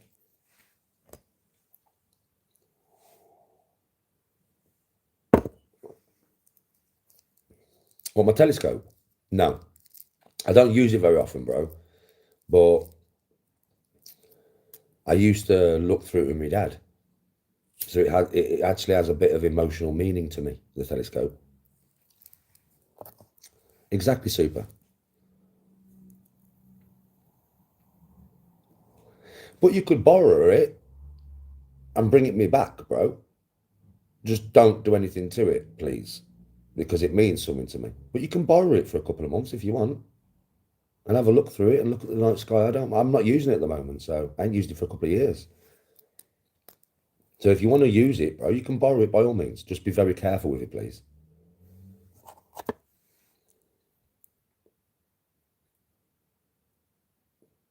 No, TH, listen, everything that I have said to you this morning is pure theory. Apart from certain things. I mean, that are obviously scientific fact, just certain little things that I put in there. Everything else is theory. These lives are to get you thinking. I don't know anything that's fact. Nobody does. Well, I do know certain facts. Obviously, I know certain facts, right, that are facts. But most of it's speculation, bro. Theory. Fun thinking theory. Make you think about outside the box, about what you've been taught. Come up with your own theories. That's what I do. These are my own theories, yes, through scientific knowledge that I've gathered. But none of them are fact. I can't prove any of them. They're just what my mind's wandered and thought about.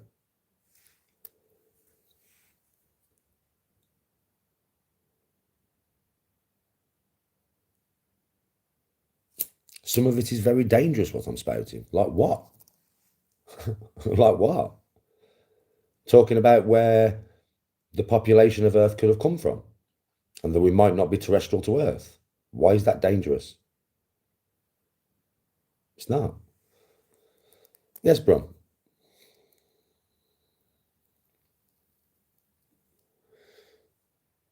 I'm not presenting anything as facts. There's nothing I've presented as facts. That's where you're wrong. Are you listening? I say quite regularly through these conversations, they're all theories. Fuck me, I gave you about 4 theories to the origin of man. Well, they can't all be fact, can they? There can only be one of them that's right. Use your head. And to what I'm saying, Jesus Christ. If I'm giving you 4 theories on the origin of man, yeah, how the fuck am I presenting any one of them as fact? Think.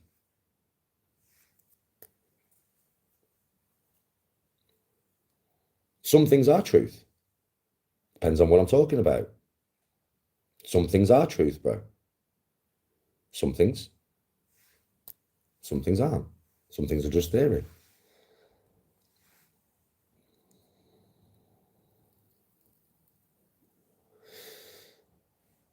No golfing today. There was definitely a civilization on Mars. Plain and simple. I know enough about Mars to know it was stable for long enough to have a civilization on there. Well, aliens on there, animals, some kind of civilization, whether it be as advanced as ours or not. Could have been more advanced than ours. But I know that Mars was Earth-like for millions of years. So does Super. So does anybody that knows science. We can see it. We can see where the rivers was. We can see, like, it's got places like the Grand Canyon, bro. We know how the Grand Canyon was formed on Earth. It was formed by a massive body of water flowing through it at some point. And we can see that on Mars. We can see where the seas used to be. We can see it all in the geography of the planet. Super knows this. We can see it. We can see that and it's not even that. I know enough about science to know that Venus, Earth, and Mars are all in the Goldilocks zone, which is the distance from the sun where you can have liquid water. Any further out than Mars, it'd be too far away from the sun, it would freeze into ice. Anywhere that has liquid water can support life. We know that scientifically, that's a fact. If it's got water on that fucking planet for long enough, it will have life. Now, alien life comes in many forms, I would imagine. Yeah, now we could have come from Mars, but I guarantee you there was definitely life on there at some point. And if you think there wasn't, then you don't know nothing about science. Venus, the same. Venus would have had life on there at some point. I don't know how advanced. I don't know what form it took. I haven't got a clue. I don't know if it was humanoid. That's theory. No, there's no evidence for a civilization, no. But I'm just going on the geography and the science of it. There's no evidence of a civilization, no. Because we've never been there to test, have we? We've sent rovers there, if you believe NASA. Yeah, but we've only got rover footage, bro. And, you know, tests that they've taken, that they say they've taken, of the ground and what's possibly in the ground. And it's got a North Pole and a South Pole that is still ice and there's still water there. So there will be at least bacterial and microbial life underneath that ice. Yeah, 100%. That's a guarantee, right? Yeah, so it's just, I only go off the science and the geography, but nothing's proven because we've never been there. You have to go there. I mean, Venus, we could never go because the pressure would crush you. There's no spacesuit or spacecraft that could survive Venus. None. I'm not joking. It's acidic as fuck. The air's acidic. Just melt your spacecraft. And the pressure's mental. The atmosphere on Venus is so thick. The pressure on that planet, mate, is mental. It would just crush you, bro. Yeah, so we can't ever test Venus. But Mars we can. But I just know from biology, science, geography, and how life forms. We know that anywhere with liquid water, bro, that is stable for millions of years, and Mars was, if the information we are given about Mars is correct. If. I can only go on the information that we are given. I have not been there. So all I would say is it's 100% guaranteed that Mars had life if the information that we have been given about Mars is correct. Only if the information given is correct. Only if the Goldilocks zone is a real thing that our scientists have worked out. Only if the fact that we can see evidence of rivers and seas and everything on Mars, if that information is correct, then believe me, there was a civilization on Mars. I don't know how great it was. I don't know how high it went. I don't know if they had science. I don't know if it was just animals. I haven't got a fucking clue. Because I wore there and I could test it. Same with Venus. But with Venus, we could never test that shit. But if the Goldilocks zone is real, then Venus, a part of its life, was habitable. The Goldilocks zone is the Goldilocks zone, bro. It's in every single solar system. It depends on the star, the size of the star, depends on where the Goldilocks zone is. You know that, right? I mean, fuck me, different stars have different Goldilocks zones, some closer, some further away. But there is always a Goldilocks zone around every star where liquid water can form, and liquid water will form. It's not too cold, it's not too hot. Mercury, nothing's never, ever, ever had any evolution on Mercury. It's too close to the sun. Any liquid water would evaporate. Once you go past Mars, too far away from the sun, any liquid water becomes ice.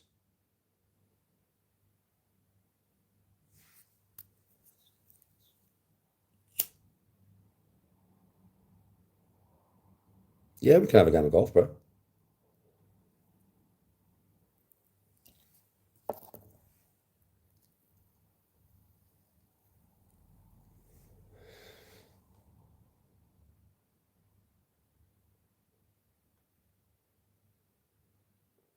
Yeah, NASA believes. The only thing for me is I can only go off what NASA has told me and told you and told all of us, right?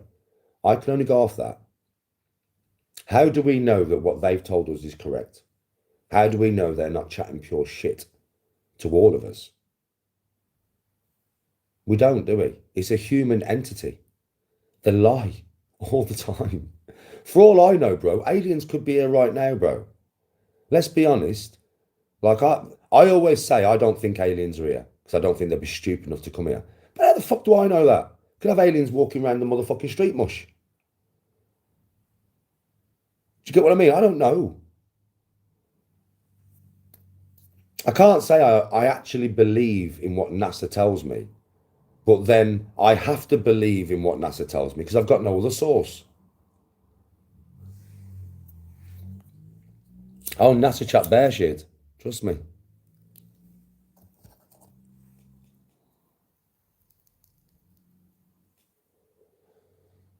You've seen a few walking about your neighborhood, have you, bro?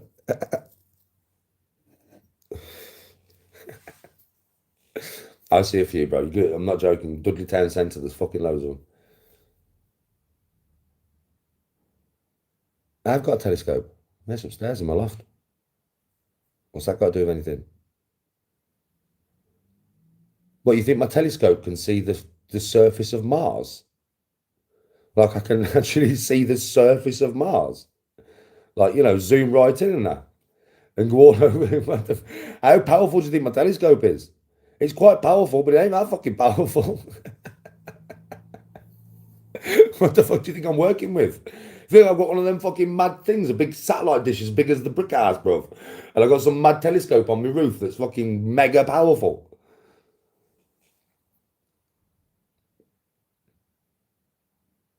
Looking at the planets and listening to NASA is two totally different things. Where are you coming from with this? Why would me listening to NASA and me looking through a telescope at planets have any correlation in what you're trying to say? What? That's not me contradicting myself. That's you trying to find a contradiction where none exists. What the fuck? Yo, chat, have you heard this, geezer? So I say I listen to NASA on scientific stuff, yeah? But then if I look through a telescope, I shouldn't listen to NASA. Or if I don't look through a telescope, I should listen to NASA. What? Are you fucking daft? I swear to God, I know I'm not daft. I know that there is a nonsensical statement. It has no sense to it whatsoever. You know what I mean? Fucking hell.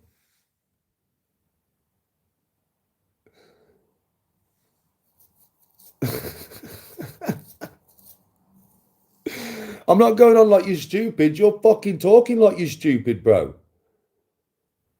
You're trying to create, yeah, like a situation where I'm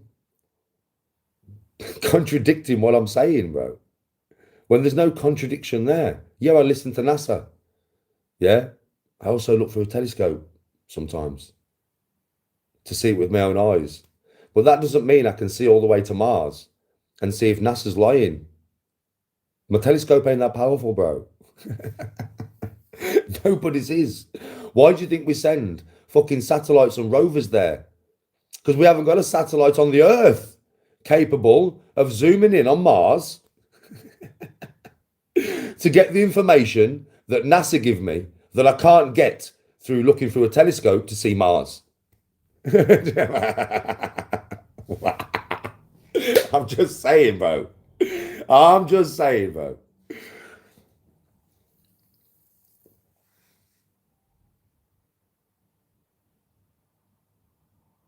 Yes, bro. Loads of telescopes. No, I said I've got one. Loads of telescopes.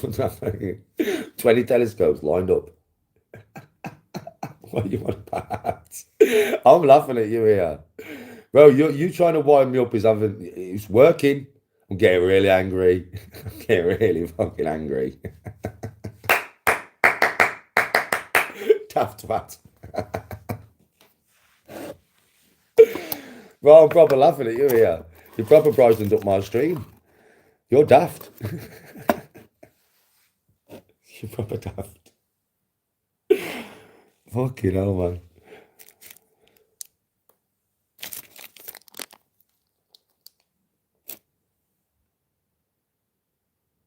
Did you just call me on Facebook? I wouldn't know, it's not on this phone, bro.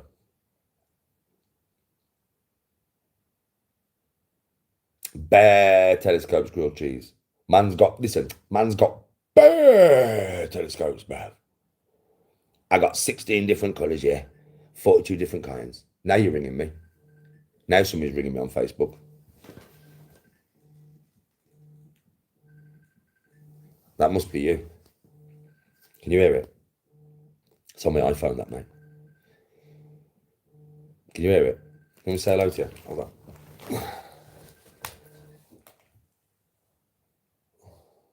Ah, I just answered you back, you twat. I'll ring you back. Yeah, I'll ring you back. Is this you?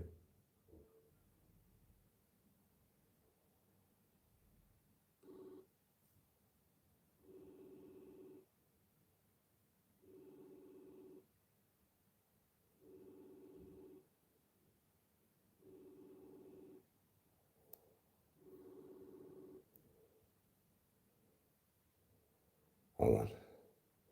Yo, you just rung me off YouTube Live. Bro. Oh, yeah, it's me. It was me, bro. I've just sent you a voice message. Hello, bruv. Come on. Yeah, I went to answer.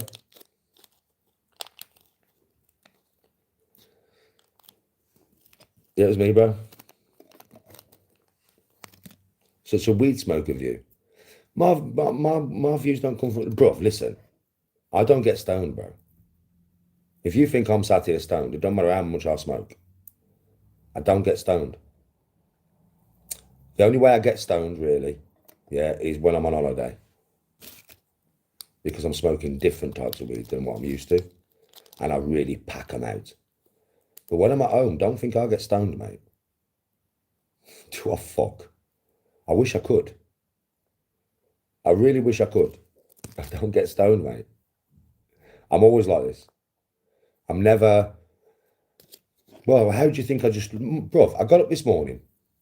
Yeah, early. Smoked a doobie and trained like an absolute fucking machine, bro. And then I've come on live. It doesn't affect... Listen, when you're a proper pothead, it doesn't really affect you like that, you know. You would think it does, right? Because anybody who doesn't smoke it regularly or is not like a proper pothead, yeah, would think, because if you smoke a spliff now, so a normal everyday person, you smoke a spliff and you're like, yeah, or one eye drooping and that, yeah, I can't move, I just need the munchies, man. I just need the... Nah, that don't happen to people who smoke weed all the time, mate. We don't get munchies. We don't go, we don't get like that. People who don't smoke weed very often do. That's what it does to them. But not when you smoke it all the time. Your tolerance is that high to it that it takes a special kind of situation to get you anything but normal. Trust me, this shit don't touch me. It just keeps me normal. It's a stress reliever. It's got nothing to do with getting stoned. It's a stress reliever. That's all it does. It's like my self-medication. rather than going to the doctors and getting sertraline and Prephiline and whatever else they want to fucking give me. Do you know what I mean, right? No, this is my self-medication. Keeps me calm. Better than any medication from the doctors, because I'm not going to rely on it to the point where I'm going to get stronger and stronger and stronger and stronger. No, I smoke the same shit all the time. With tablets from the doctor, usually, in my experience, from people I've known, it gets stronger and stronger and stronger until you're on some right tablets, mate, where you are off your tits. And I would say medication from the doctors, yeah, is a lot worse than this. And nobody would ever say anything to somebody taking like ADHD tablets. They're like whiz, bro. ADHD tablets are like whiz, bro. I'm not gassing with you. Yeah, no joke. They've got some mad shit in them. Sertraline's the same. Sertraline just proper like makes you go woo. Where you don't. I know because I've took it once in my life to see what it did. Yeah, I mean, sertraline's a mad one, and there's probably loads of other tablets that are mad as fuck that make you mad as fuck. Do you know what I mean, right? Like just like proper fucked up. I don't take tablets really. Do you know what I mean? So I'm not like that. I smoke a spliff.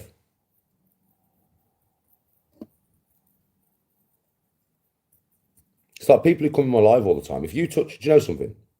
The only people who can say anything to me about weed, in my opinion, this is in my opinion, is if you don't touch anything. You are teetotal, completely. Right? So you don't smoke cigarettes, you don't smoke weed, you don't take Class A drugs, and you don't drink beer. That's the only time you could have any kind of high ground on me for smoking weed. And if that is you, fair play, you can have your high ground.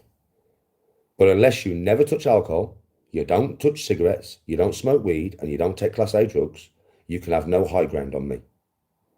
I would say alcohol is way worse than cannabis could ever be. Because alcohol will make you fight. Alcohol will make you hurt people. Alcohol will change your personality, as we all know. That's what it does. You'll never find a fucking geezer who's smoking weed wants to fight for no reason. You'll never go in a weed cafe and people are fighting. It just doesn't happen. This is the most chill, I just want to be your friend, let's have a chat drug in the fucking world, mate. It's not harmful at all. It is harmful to your lungs if you smoke it. But actually, as a plant, there's nothing harmful about it. In fact, it's medicinal as fuck. Not just for your mental health, for your physical health. CBD oil, which is taken a derivative from the ganja plant, is nothing but healthy for your whole system. So many people have so much of a stigma against weed that you won't take CBD oil. There's no THC in it. The psychoactive part of fucking bud is THC, right? When you have CBD oil, proper CBD oil, which is nothing but good for your whole body, for everything that is in you, that has no THC in it. And you lot have that much of a stigma. I'm not joking with you. I know CBD is mega powerful when it comes to the big C, yeah, cancer, right? It is very powerful. Do your research on what CBD does to cancer. Do your fucking research, mate. And I know somebody now, right, who is an older gentleman that is riddled with cancer. And I've tried to tell him to take CBD, right, and he won't listen to me. Will he fuck? Do you know why? Because he believes it's the same as taking cannabis. I'm like, are you daft, bruv? I've tried to tell him, look, I don't want to be stoned. I'm like, you're not going to be stoned. There's no THC in it at all. There's no, it can't get you stoned. It's impossible to get you stoned. CBD cannot get you stoned. The stuff that gets you stoned has been taken out of it. There's just all the goodness in there. It'll help you. It'll help you. No, I don't want to get stoned. I don't want to get stoned. I'm like, Jesus Christ.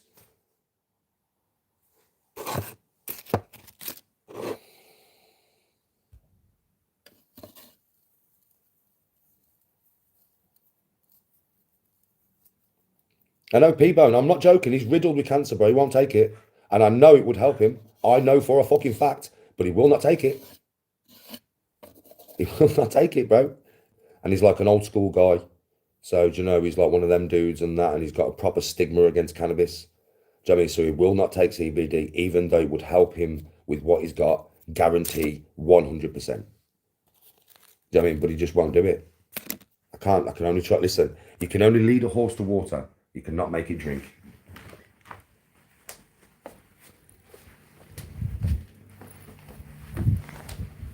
I've tried to tell him, bro. He will not fucking listen to me. And I can't do nothing about that, can I? I can't force somebody to take something, bro. It's not the way it works, is it? I can't force anything on anybody.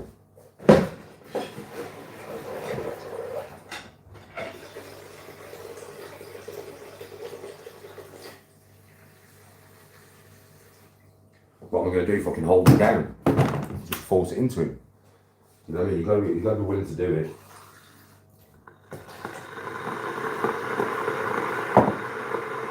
But I get it all the fucking time. People don't have a goddamn Scooby-Doo. They don't have a Scooby-Doo about cannabis, bro. They have a stigma against it. But they drink beer. It makes me laugh, bro. I have people calling my chat all the time, have a stigma against fucking cannabis, right? Yeah? And they drink bare alcohol, bro. They're always pissed. I'm like, fucking hell. I'm not going to say anything about you always being pissed, because that's your choice, right? How the fuck can you say anything about me smoking if you drink beer? You can say fuck all. Nothing. I guarantee you I'm a happier chappy than you on beer when I'm on weed. I fucking guarantee you. And I guarantee you that smoking weed is actually healthier for me than you drinking beer all the time. I guarantee you. Not that I'm saying anything about it, because I drink beer myself sometimes, right? Yeah, so I'm not going to get on your case about drinking beer. Of course I'm not. It's like if you smoke fags. Nicotine is worse than cannabis. Nicotine is worse than cannabis, trust me. If I could smoke just pure, I'd be a lot healthier than what I am. I'd be a lot less addicted. What has me addicted? The nicotine. I'm not stupid. It's not the weed that's got me addicted. Yeah, it might be a little bit, but the majority of it is the fucking nicotine, right? I'm not daft. And I've got people who smoke fags who come in here and give me shit about smoking weed. And I'm like, hold on a minute, you're smoking something that's worse than what I'm smoking. And I'm like, do you smoke fags or do you smoke roll-ups? And they're like, I smoke fags. Well, you do realise in that paper is every chemical that's bad for man to keep it burning. At least I smoke tobacco in roll-ups. You know, they go out if you don't keep them lit. Do you know why that is? Because there's no fucking chemicals in the paper to keep the shit burning. Do you know what you're smoking when you smoke fags? And you're going to have a go at me about smoking weed? Are you mad, bro? Are you mad? Or, yeah, I go out and I have a sniff once a month, but I don't smoke weed. You go out and you sniff cocaine. So basically, right, you're sniffing diesel, petrol, sulfuric acid, right, hydrochloric acid, and rat poison, and cement powder. Yeah. And you're going to say anything to me about smoking a plant where I just pick the bud off like that? Shut up, man. It's about time you all got rid of your stigma to weed. It's been there, put by the government in your eyes for years. And there is nothing wrong with weed. Nothing. Some people, yeah, but Danny, some people go psycho on it. Yeah, they do, obviously. Some people aren't made to smoke weed. But a lot more people go psycho on Class A drugs. A lot more people go psycho on fucking alcohol. I'll tell you that fucking now, mate. Don't take the one report that you hear every couple of years of somebody having a psychoactive event on cannabis. Yeah? How about look at all the reports when you see people outside pubs smashing the fuck out of people in the face because they've drunk too much and sniffed too much cocaine? Why don't you look at them statistics? Why is everybody not getting onto people about drinking beer? Because it's worse than cannabis. Beer is way worse than cannabis. How many deaths are caused through beer a year? How many people get their face smashed in through beer a year? It happens in every pub, in every place, every week. Right? Let's see how many deaths are caused in weed calves. Let's see the statistics. For the fights and the deaths being caused in pubs and clubs to weed calves. Let's look at the statistics, shall we? I think we know what they're going to say.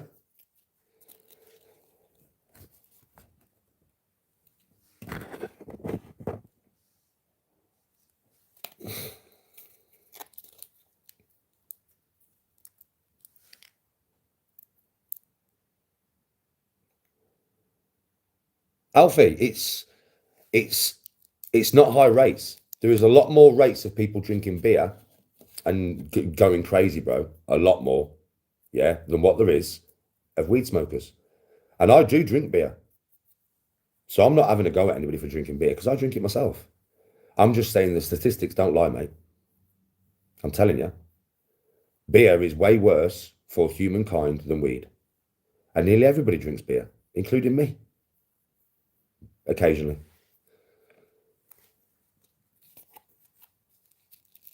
I didn't say weed was harmless. Have I said that? I always say weed, ingesting weed, yeah, from the plant as is, or having CBD oil or whatever, that's nothing but good for you. When you take it like I take it, it's bad for you because you're combusting it. You're smoking it. Bad for your lungs, mate. And so psychosis comes from smoking it. But you've got to understand that a lot of psychosis comes because people smoke the wrong type of weed. Everything has bad points and everything has good points. Nowadays, in this society, you didn't have psychosis from weed back in the 80s. Well, that was because we were smoking normal weed. Now we're not. I do, because I'll only buy normal weed, right? But nowadays, what goes round is what you would call Cali, and has been for the last 15 fucking years. And that stuff is grown with chemicals that no human should ever consume. No human should ever have in the body. And that's any weed that is that hard. Any weed that is rock solid, that you think is Cali, that you think is worth £50 a gram, no, it's not. It'll kill you. It'll send you loopy, or it'll fuck your body up to the point where you can't breathe. It is cancer causing. It's carcinogenic. It's called rock chemicals. They should never put them in there. They are highly carcinogenic and they are very bad for you. So everybody that you know goes through psychosis or very bad health issues with weed is because they're smoking that fucking shit. And that's the guarantee, bro. It's poisonous. What you all call Cali in England is poisonous. Take my word for it. Unless you can squeeze the bud like that, yeah, like normal bud, don't smoke it. Just don't.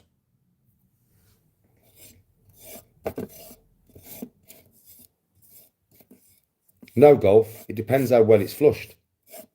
That's what you got to understand about cannabis. I can smell chemical in cannabis. I've been smoking a long time, mate. The people I get mine off know not to give me any of that shit. Yeah, they know, right? It's how it's flushed, bro.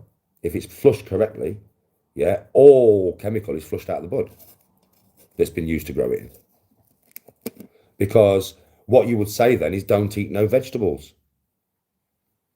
Don't eat no fruits. Because everything on the earth is grown with chemicals nowadays. Everything. It's just what I will say is that chemicals that are grown in the ground, like food that is grown in the ground that is sprayed with bare chemicals, does not get flushed the same way that weed does. Weed gets flushed way more than your average vegetable or fruit that you eat. Because this is put through a rigorous flushing system at the end. As everybody knows, who knows about weed, this is put through a vigorous flushing system for days. Just flush, just clean water for days. Yeah, you don't get that with your crops. You don't. And they're sprayed in bare chemicals. Truth?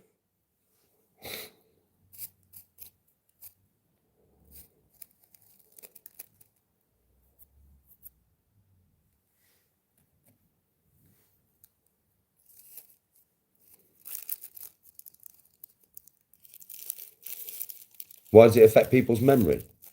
That's just a byproduct of the cannabis, but that is because usually cannabis smokers are thinking a hell of a lot more than you are. We think a lot more. Anybody who smokes cannabis will tell you that. It sends you into like a, whether it's work, yeah, a proper pothead. Whether it's work or whether it's training or what, no matter what it is, right?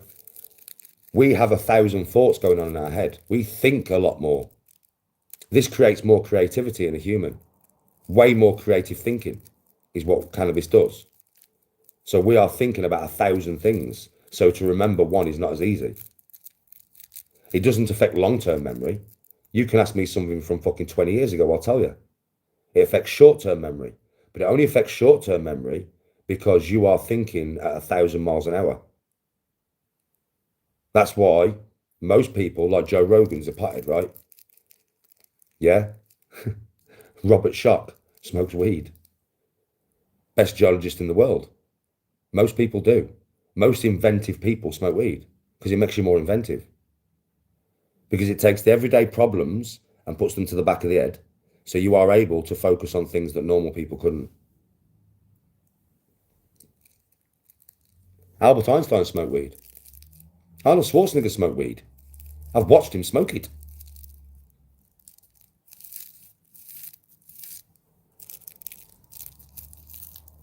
Yes, bro.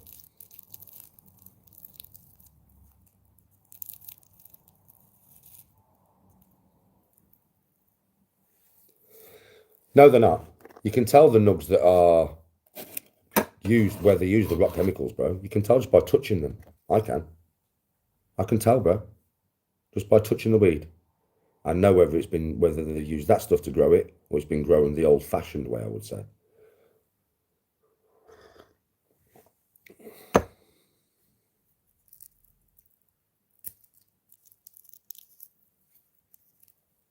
Weed calms you down, as in your adrenaline and stuff like that.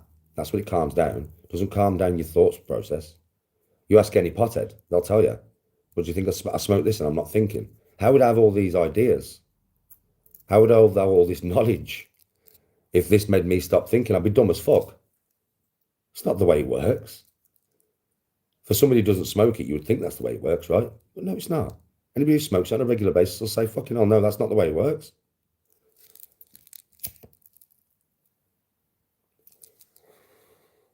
Some people know about this test. Do you know there was a test done years ago now where they got a certain amount of drivers who were straight-headed, yeah, and a certain amount of drivers who were smoking weed, right? And do you know the drivers who were smoking weed never made a mistake? The ones who didn't smoke weed made bare mistakes. And that was a test that I watched myself, and some people here would have watched the same test. And they'd be like, Danny ain't lying, I've seen it myself.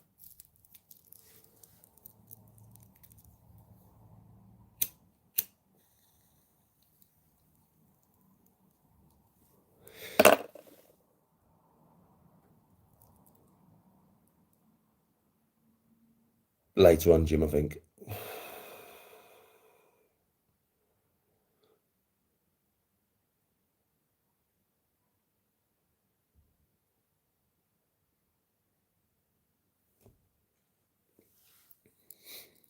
And don't forget, this is not me coming from my high horse, by the way, because I drink alcohol, man. I don't take Class A drugs no more. I haven't done for many, many years now. But I smoke weed. Sometimes I take magic mushrooms. Yeah, they're nothing but good for the mind, trust me. Well, as long as you're in a good environment with good people. You can't never take them in a bad environment. And I drink alcohol sometimes.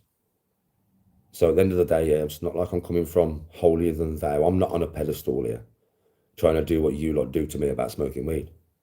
I'm just saying to you the statistics. I drink alcohol myself. So I'm not saying to anybody, oh, you're a cunt if you drink. I'm not saying that. I'm just saying people who do drink misbehave and cause a lot more problems than people who are stoned. Truth. People on Class A drugs cause a lot more problems than people who are stoned. Truth.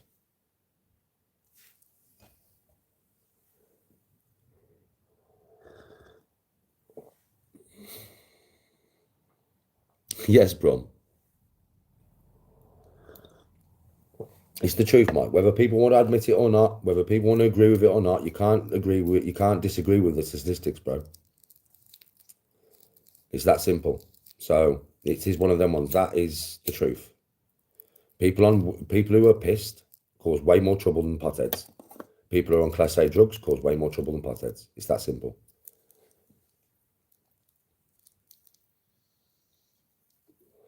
Oh, yes, it is, Philip, because you know something. Brum, how many people do we know from Smethwick, yeah? That, you know, in normal life, and this is the God's honest truth, Brum, and everybody who's in chat will know that this is the truth because you will know somebody like this in your life. How many people do we know, Brum, yeah, that in real life, when they haven't had a drink, are lovely? They would never say boo to a goose. They're just really nice people. Do you know what I mean, right? Like proper family men, they're really good people. You stick fucking 10 pints down them, mate, and they're fucking trying to fight the whole pub. And that's the truth. And everybody in here will know somebody like that. That's the truth, mate. Yeah, virtually all of them. Yes, bro, you know this. You fucking know this.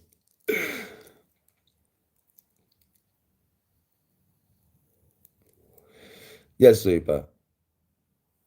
Most people wouldn't have gone to jail if it wasn't for the beer or the sniff. Ron, we've all done it. Even I've done it. Even I've gone too far, blacked out and fucking misbehaved. Everybody in chat's done it. Do you know what I mean? So that's bullshit what you just said, mate. That's absolute bullshit. THFC depends on the person. I'm not going to disagree with what you just said because I would agree with you to a certain degree. Depends on the person. Not everybody's like me, right? Not everybody can smoke weed and still be as productive as what there was if there wasn't on weed. Some people can though, because I know so many people in my own life that are like that. They smoke weed every day and they're just as productive, as more productive, if anything, than most of the other people I know. Yeah. But there is obviously a lot of people, yeah, where it makes you less productive. Where, you know, you do get them stoners where they smoke it and they're like stoners. You know what I mean? I'm not a stoner, even though I'm a pothead. There's a difference.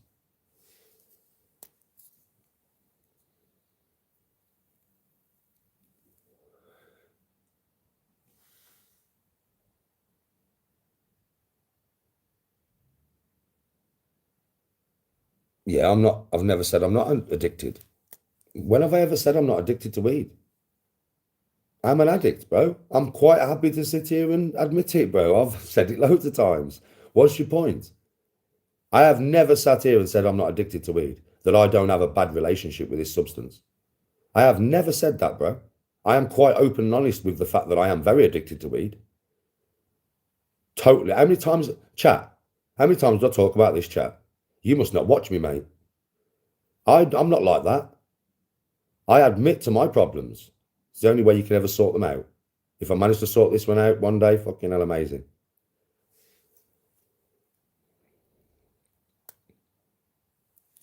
No, I didn't. I didn't say it wasn't addictive. I said it's a hell of a lot fucking more addictive. I mean, less addictive than nicotine. That's what I said. I'm more addicted to the nicotine than the weed. Way more addicted. And smoking pure weed is the actual combustion, the smoke itself is better than nicotine smoke, better than fag smoke. That's what I said. That's why I said smoking fags is actually worse than smoking weed, because it is.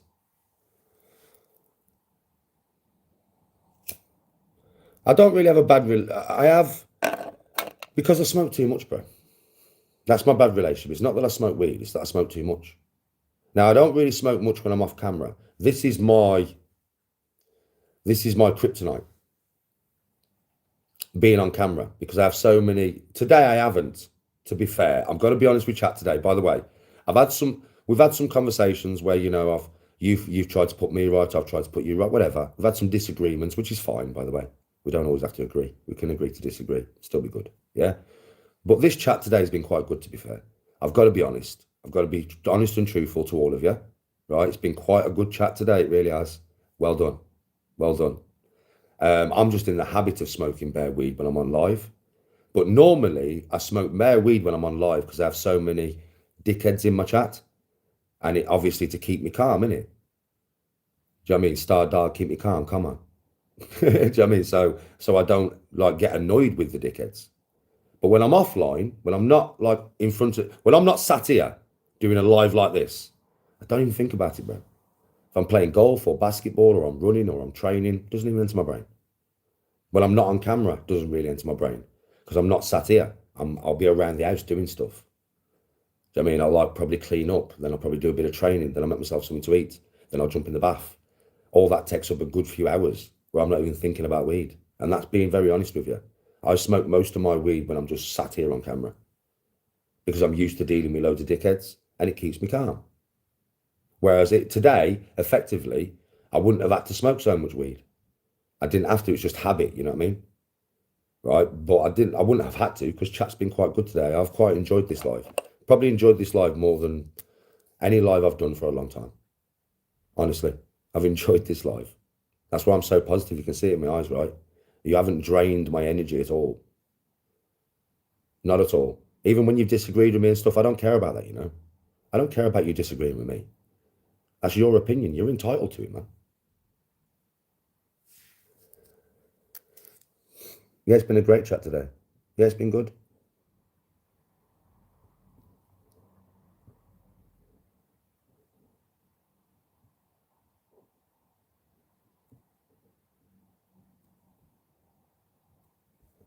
We can have so many chats like this. This is how the lives can be.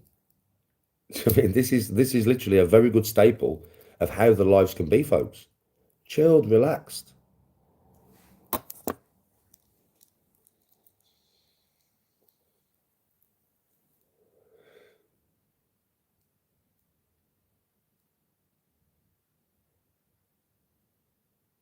Yeah, it has united. It has. It's been a very good chat today. It's been a class chat today. It's been really nice. I appreciate all of you today. Even like I'm not joking. The people who've disagreed with me and we've had little chats about it. I appreciate it.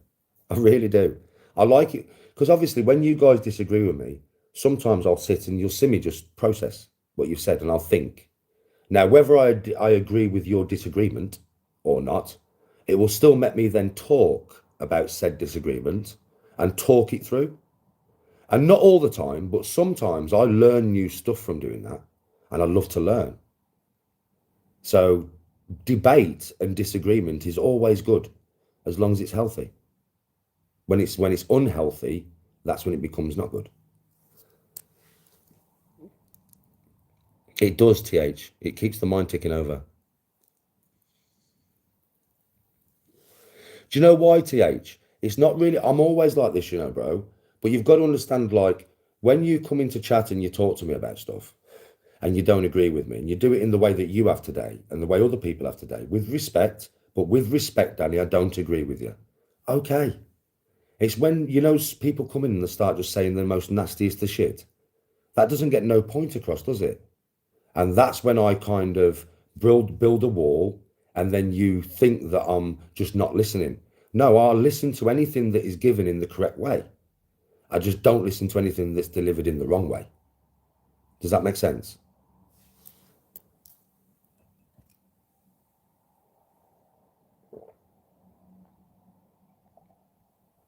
I've got to keep the mind ticking. Yeah, super, as long as it doesn't become personal and petty. I'm good, Mark, how are you?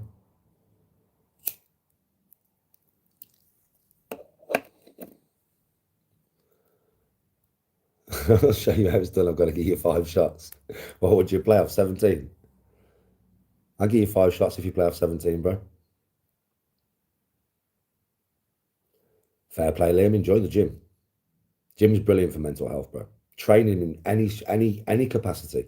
Running, swimming, lifting, anything. Playing a sport. All good for mental health, folks. It doesn't matter what it is, neither. Any sport, any kind of training is good for your mental health. Trust me, man.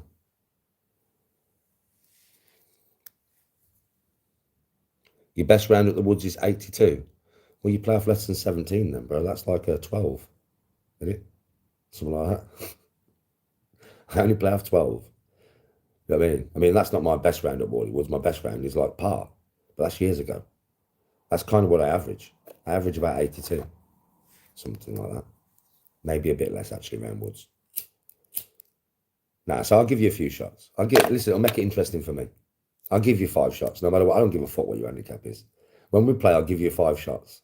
It'll make it interesting for me. I'll have to think, I'll have to play. Yeah. So yeah, no problem. 5 shots it is. We'll have a laugh. If you beat me, fair fucking play, bro. If you beat me, I'll give you a special ball. How about that one? If you beat me, I'll give you one of Danny G's balls, bro. And I don't mean the ones attached to my body. I mean actual golf ball, bro.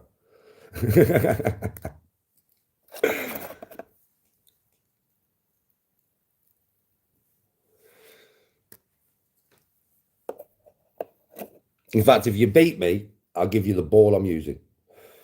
Because I've used it for the whole round. So you can keep it, bruv. So if you beat me, I'll give you the ball that I'm using. If I beat you, we'll swap balls. I mean, bit of a memory. I'll have your ball, you have my ball. And I'll get my marker out and I'll sign the ball and you can sign your ball. Yeah. And then I've got your signed ball and you've got my signed ball. Little memory. Yeah. But if you win, you get to keep your ball and I'll give you mine and I'll sign it for you. Do you know what I mean? So see if you can beat me to take my ball off me.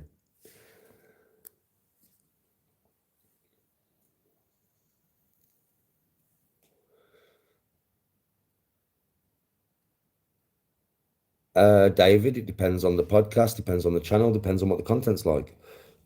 I only go on, like, I'm doing a podcast soon. I'm not going to tell you what it is, but I'm doing a podcast soon.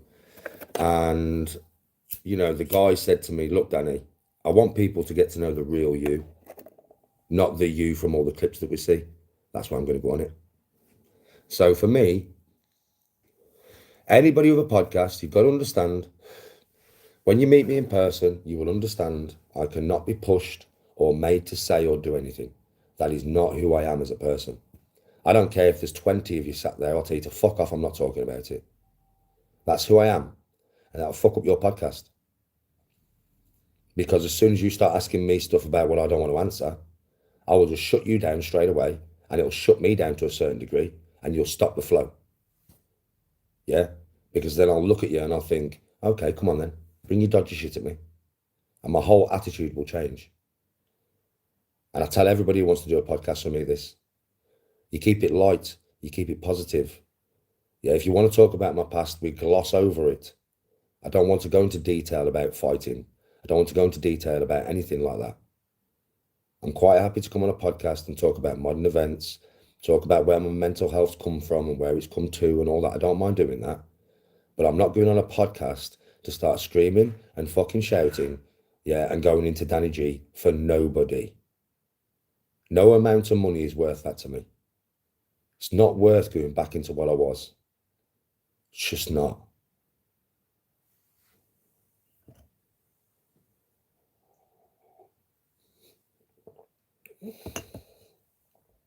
That was me not having a go at you, David. Jesus Christ. Didn't have a go at you, mate. That was me just stating some very clear facts.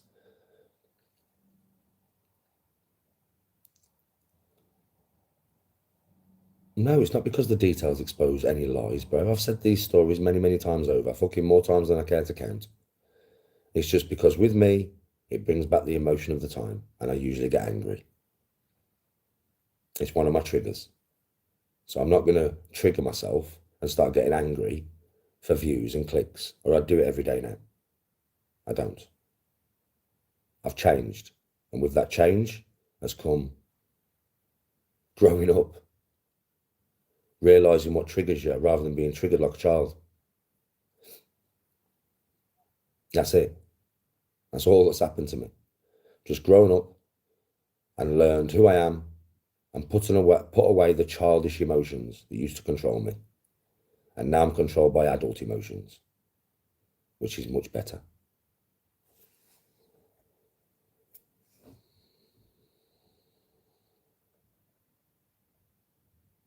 Afternoon, Voodoo. Podcast better without all that, bro. Much better without all that. Me talking, actually just talking without none of that craziness, bro. You get a lot more out of me. Clearly. From today's live, you get a lot more out of me, right? So much more. I am worth so much more than just fucking rage, bro. He sent you a pic of you and Harry from like 15 years ago. Fucking hell. Jesus Christ, bro. Fuck me, is that Adam Lowe in the back? Bro, that's Adam Lowe at the back, isn't it?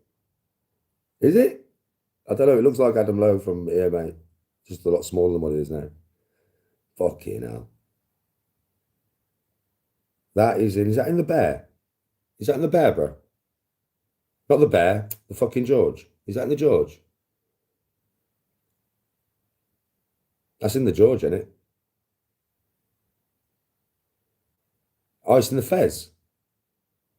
Fucking hell, the Fez, you know, bro. It's gone now, isn't he? Spent some fucking days in that Fez, mate. Jesus Christ.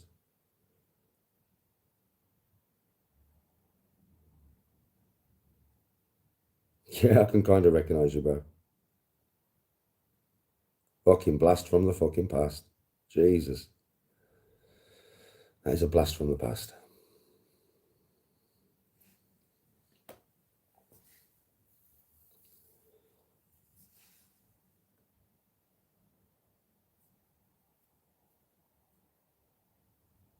Yeah, it is, bro. Gym work's going well. Gym work's going well. It's going well, bro. You can see from my arms, right? It's going well. I don't want to get. I'm having to think about, because I'm 13 stone 3 now. I've gone up another pound. Yeah, I've got to be careful now. I don't want to get much bigger than this, man. So I've got to be careful what I do and how much I do, because I'm putting it on fast. Because obviously, a lot of people can't understand why I'm putting it on so fast, and people are like, "You're on steroids. You're on steroids." No, I'm not. No, I'm not on steroids. I have tried to explain to you all over the last couple of years what I have been doing to my body to be 12 stone fucking 9, 10 or 11. I do not sit. I don't sit there. I sit at about 13 stone 2, about my weight that I am now. This is where I naturally sit. I have been depleting my body of food and overtraining for 2 years to strip the size down for golf. It was not a joke. I was being very truthful with you. And the reason being is because when I changed my swing, I'm back to my old swing now. Why do you think I've gone back to putting size on again? Because when I was 15, 16 stone, it didn't fucking matter with my old swing, because it's kind of out to in. So my hips, I don't need to be able to get around my hips. That's not how I swing the club, right? Obviously, I changed my swing. You know I did. You watched me do it, right? To swinging over my right leg, to try and create like a draw swing. You saw me do it for 2 years. Obviously, through trying to do that at the beginning with the weight that I was carrying, I realised that I needed my midsection way smaller so I could get around my hips better. Why do you think I've been punching my arse off for 2 years, shadowboxing? To get my hips to twist fast, to get my body to wrap around my hips well for the new swing that I was trying to create. And then what did I say just before Christmas? Fuck that shit. Do you know what I mean? Now, when I was on holiday, I did obviously see in myself bits where I'd lost strength. For me, I can see in the size, the way my muscles had developed. My chest had lost some strength. My traps had lost some strength. My rear shoulder had lost some strength. My quads had lost some strength. Not my hamstrings, my quads. Yeah? I could see all that when I was on holiday. Do you know what I mean? So I was going to come back and train. Yeah, but my mindset now, where it's just like, I don't care what I put on to a certain size, is because I've come back to my old swing. I don't need to get around my waist so much. I don't need to get around my hips so much, because I'm not turning away so much. Now I'm coming more out to in and relying on my speed as power, which is what I've always done. And I can do that at 15 stone. But I still don't want to put too much on, because, and now that I'm older, I don't want to carry that much weight.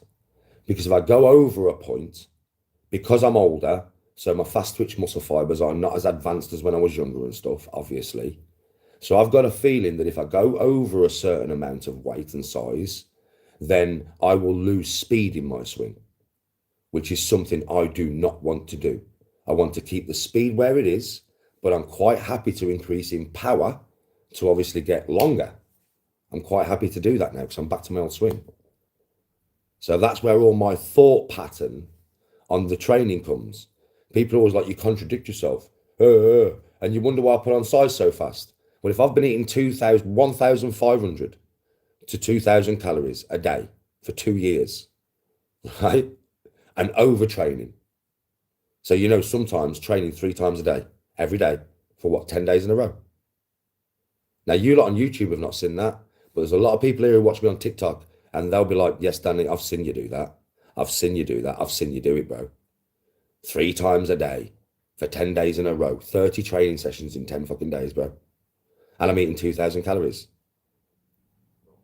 I was eating my own muscle, but I was trimming down, right? I trimmed down loads. And you wonder why I'm putting on size. I'm eating 3,500 calories a fucking day. And I'm training about 6 times a week. Max. And that's with the cardio involved. So now my body's resting. I'm sleeping more. When I was on that scale where I'm like training at fucking 9 o'clock in the morning, training at 2 in the afternoon, and then like 11 o'clock in the night, I'm on TikTok live and I'm like, fuck it. And then I'm training again till 1 o'clock in the morning. And then I'm up at 6 o'clock in the morning. Think how my body was running. And I was doing it on purpose. All for my golf swing. Now I don't need to worry about that. So now I'm eating 3,500 calories a day. I'm eating bare protein, and I'm training how you should train, with rest, with sleep, like a normal fucking person.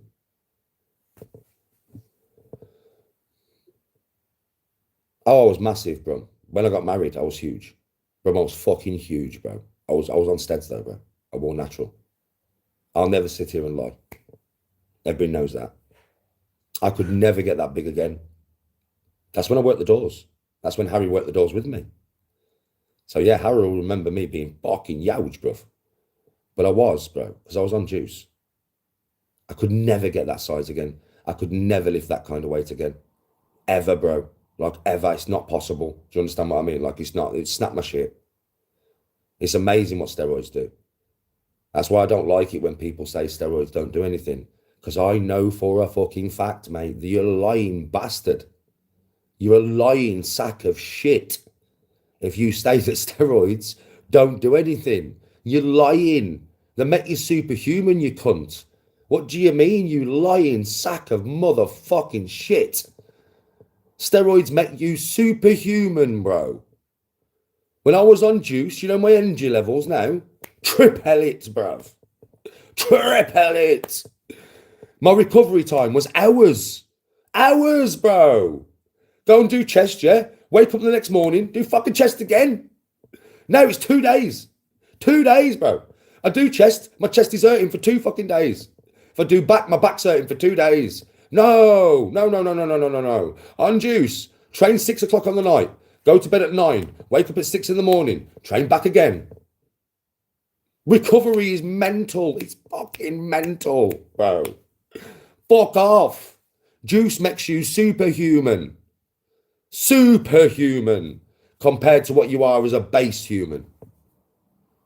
Honestly, I could lift shit back then that I could not even put on me now. If I put it on me, I'd snap, bro.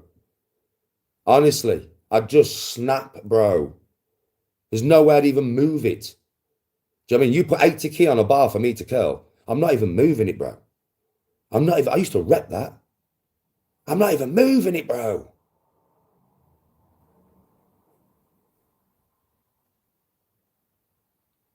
Oh no, Dean, that's how I train, bro. Overtraining and eating very few calories.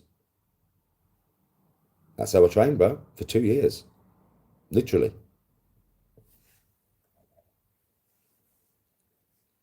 Oh, I was a tank on steads, bro. Stupidly. So if I took steads now,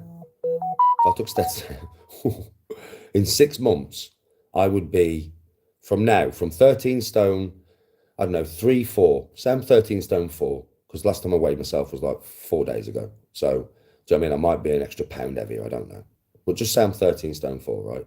For me to get to 15 stone 4, I have pure muscle, would take 6 months. 2 stone of pure muscle would take 6 months from where I am now. And I know that for a fact. For a fact. It's mental, bro. Steroids are mental. You can go for so long. Like 30, 40 sets, bro. I can't do 30 sets on my chest now, bro. Are you mad? I could not do 30 sets. I probably could, but not effective sets. Do you get what I mean? Like I would say naturally, as I am now, right now, 18 sets would be my max effective sets that I could possibly do. But I never do that many. I do about 14, right? So I do about 14 sets on my chest. Well, that's a standard workout. Yeah? Back in the day, 30. Standard workout. Fucking 30. Effective sets as well. Full push, full failure, full grind. You ain't doing that natural, bruv. I don't care who you are. Fuck off. That's why I hate it. I hate it when people lie about it and say, don't really do that much. Pisses me off.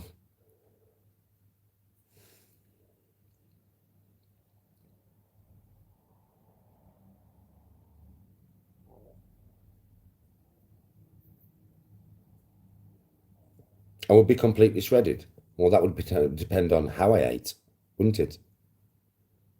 I would be completely shredded if for 2 years I was eating chicken and broccoli. but I don't. I pretty much eat what I want. So yeah, that what you're trying to say would be true, wouldn't it? If I ate fish and a rice cake, and for dinner I had rice cake and a fish, and for my afternoon meal I had two rice cake and a fish, and then for me evening tea I had my rice cake and I had my fish. Well, yeah, I would be totally shredded then, wouldn't I? But I don't. I eat whatever I want. I do eat clean, but I don't eat clean like that. I don't eat like rice cake and a fish, and fish and a rice cake, and rice cake and a fish, and fish and a rice cake, and then rice cake and a fish. I don't eat like that, bro. I don't eat like a professional bodybuilder. For instance, last night, yeah, I had my Sunday dinner. I didn't have fish and a rice cake. I had my Sunday dinner, which is full of many things. Right, and then after my Sunday dinner, I had a piece of lemon cake and 2 ginger nut biscuits and a glass of milk. Fucking hell. Good luck getting shredded on 12% body fat when you're eating like that, mate.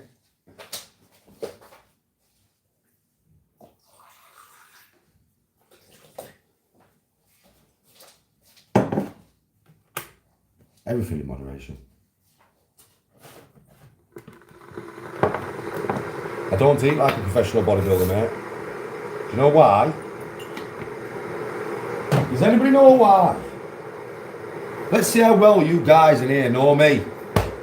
How well do you know me then, Danny G? Do you think you know me well? Let's see the first one to get the answer to the question correct. Question time with me. Question time.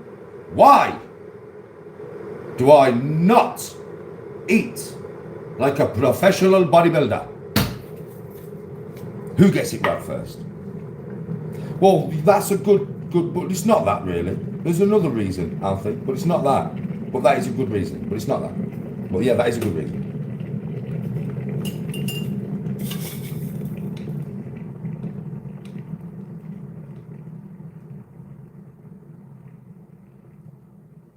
No, nothing to do with that. I could definitely afford it. I could definitely afford it, mate. I could definitely afford it, mate. I'll tell you that. No, I can't believe nobody's got it yet. Okay, you know.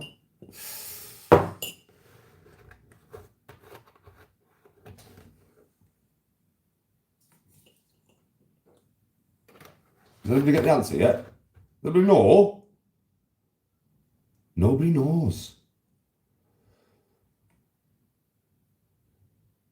I do eat meat. I've got loads of meat in there. Ruth's kind of on the right flex. Yeah, why? Honestly, all jokes aside, because I don't give a fuck how it looks. That's why. And that is honest and truthful to the core. Whatever I look like at any one time is only important to, in my mind, yeah, in all honesty, if I'm out on the pub. Why do I need a physique that anybody is attracted to apart from my wife? I don't. And I know whether my physique is perfect or I'm perfectly ripped or whatever, I know from Tony's reaction when obviously I walk in the bedroom with my fucking, like, naked, just got out of the bath, yeah, and I know Tony's reaction to my naked body. And it is a look of pure fucking, I want to eat that like a muffin. So that is all that matters to me. That's why what it looks like does not have no bearing. To me as a person, in my own personal, you know, what I try to do, yeah, it's about what it can do. Not what it looks like. What it can actually do. How strong is my body? How fit am I? How agile am I? How fast am I? They are the important things to me, not what it looks like. That's just a byproduct of my training. This will be my last coffee, bro. I haven't had just coffees, I've had teas. I haven't had just coffees, bro. I've had teas. But I wake up in the morning and I have as many as I need until I've done my first live, and then I get off the live and then I go and do what I've got to do for the day. You'd be surprised, right? I'm not joking. I'll come off this live and I will not smoke another doobie for fucking hours. I'll just bowl around my house doing stuff I've got to do, and then I might train again. I'm going to train again. In fact, I am going to train again. And then I'll probably end up cooking, so I've got to cook. So, yeah, I'll just keep myself busy, bro.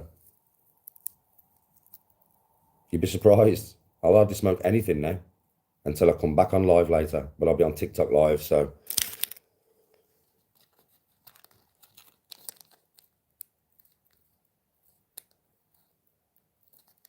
Well, it depends on the audience. Like, you've got to understand, I do try and explain this on TikTok, yeah? When I'm having to, like, look and ban trolls constantly all the fucking time, when I get, like, you've noticed, right? So this morning, I've been on a roll all morning, yeah? So my energy has not dropped at all, has it? From the whole time I've been on here, I've been fucking doing live for about over 2 hours now, yeah? And my whole energy has not dropped. Everything's still the fucking same, right? Since I started the fucking live. That's because I've had a good audience today. So I haven't had to stop my flow, go into the chat and start blocking people, and then build my flow again. My flow has not been interrupted all day. That's why I'm still flowing with bare energy. I've tried to explain this to TikTok, man. They bring the energy of me down, which ruins their viewing pleasure. A lot of people on TikTok want to see the energy, want to see it in my eyes. It's what brings them joy, whether they're there for negative or positive reasons. The energy that I bring, that is behind my eyes, right? Well, you've had that all morning. And I've tried to explain this on TikTok, but they don't listen. So they end up getting a live where I am not as animated and not as energetic behind my eyes and not as energetic with my speech as what you guys have had this morning, because this has been a good live. I've had a couple of dickheads in here. A couple. Hardly any. That's why I appreciate this live this morning. I've enjoyed it. I was only going to do a live for an hour. You know that. My plan was to do a live for an hour. I've been on here for over 2. That's how much I've enjoyed this fucking live. So thank you very much.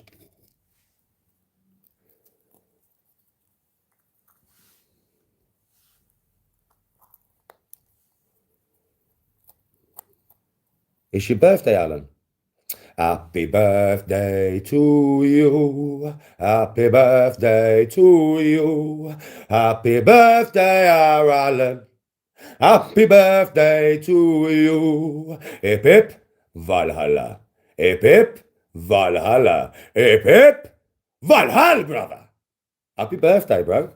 Hope you have a wicked day.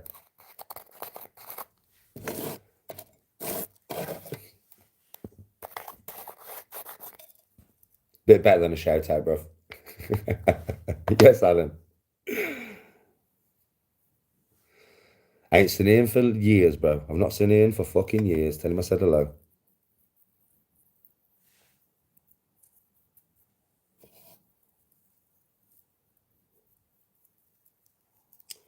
No, Jake, I'm not really bothered. You've got to understand, bro, it's cameraed up to fuck.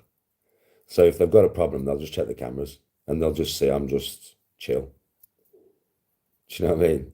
Like, and it doesn't matter, bro. Because say if they said to me, oh, we're really sorry, but you know, you can't be a member of the gym, blah, blah, blah, blah, blah. Okay, no worries.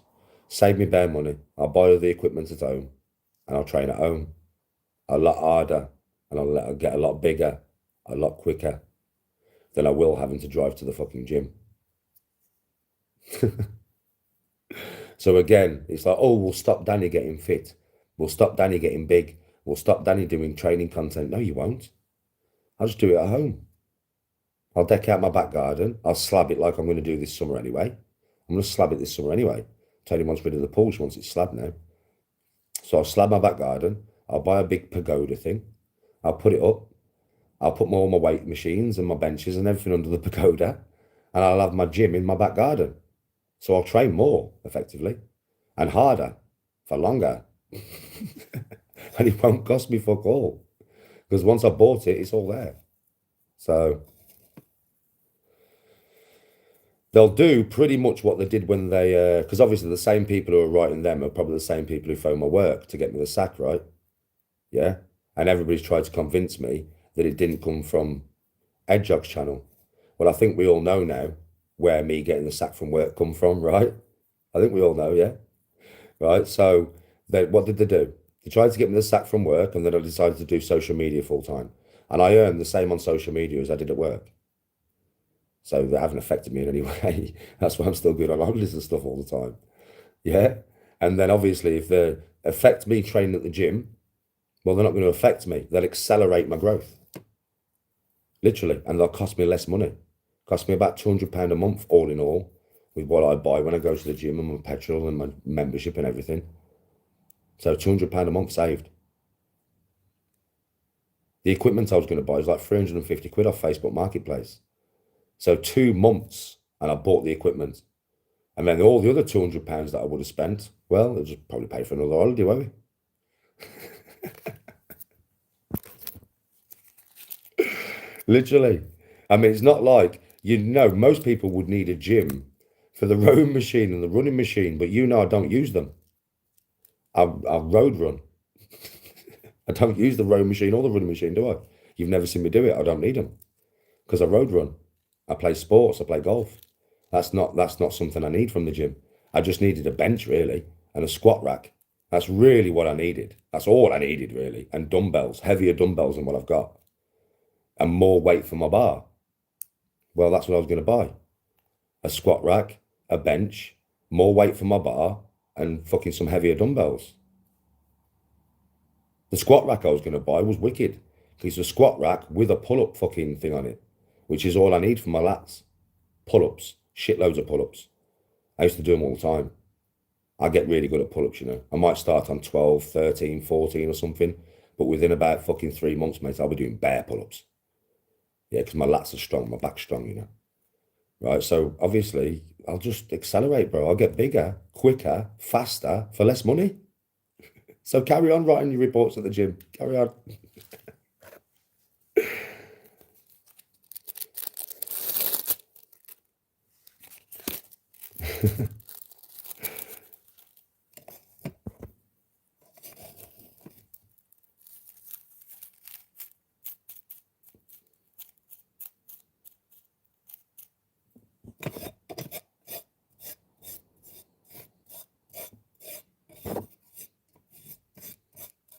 I do remember Pigeon, yeah. Fucking hell, that's a blast from the past. Fucking Pidge. I remember Pidge, bro. Jesus Christ. I think everybody from Smethwick fucking remembers Pidge.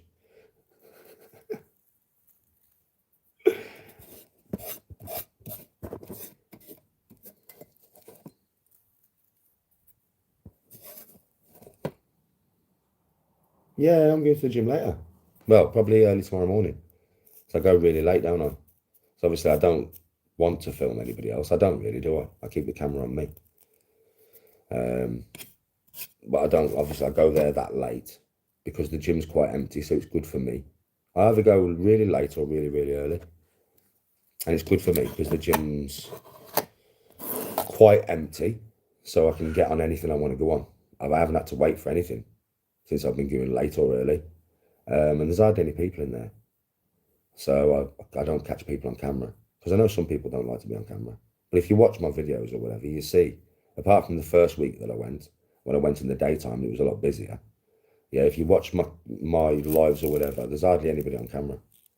Like, unless they walk behind me. And I always try and pick like a bench or a machine where I can put the camera like this on me. Because I know some people don't like to be filmed. I try and keep people off camera as much as possible. I'm really good like that.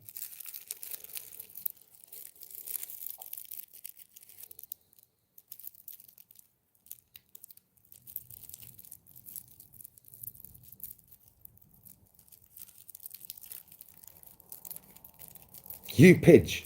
No way. Fucking hell. I looked at the picture and I kind of recognised your face and I wondered where from. Fucking Pidge, muv. Jesus Christ. You was a fucking right runaround back in the day, you kid. Fucking now I know who you are. Fuck's sake. You was a right runaround back in the day, bro. I swear, you used to have the estate up in uproar sometimes, you. It was funny as fuck. Shit, you've been round my house and that, bro. Fuck's sake, bitch. I don't know it was you. Jesus Christ.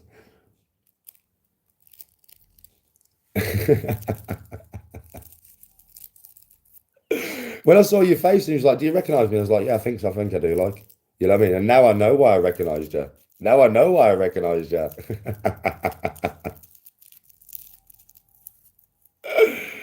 Oh, fucking hell. Oh, I used to have the estate on a run around. Never me, Pidge. Like, we never had no confrontations, but fuck me, bro. He used to have the estate on a run around sometimes, man. It was funny as fuck, man. Danny, you seen Pidge? Nah. I probably had. I'd probably seen you walk down the road a minute earlier, but I'm like, nah, bro, I ain't seen him. Oh, shit.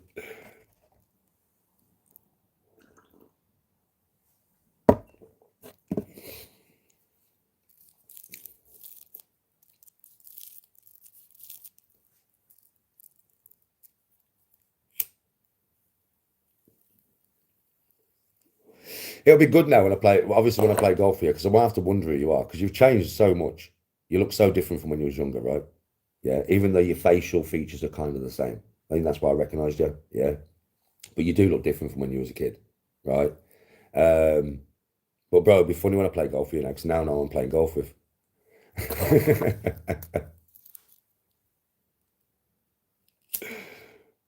Bro, everybody grows up, bro. Everybody grows up.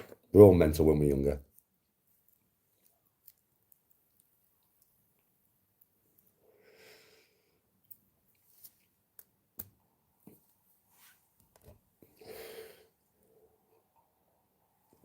Now I know it's you. Now I know why you know me so well. And you know everything that I've done in Smethwick. You know, all these fuckers here, I swear, Pidge, they think I really war about that life. Pidge the mad. You know what I was like back in the day, bro. You fucking know what I was like. I was proper off it, yeah. Proper, brother. Proper. Big off it, motherfucker. Have I not always been a nice guy, though, Pidge? Unless you like cross me. Yeah. But people don't understand. You know, even when I was nuts, proper nuts, like, I was still a nice guy, though, all right. Honestly.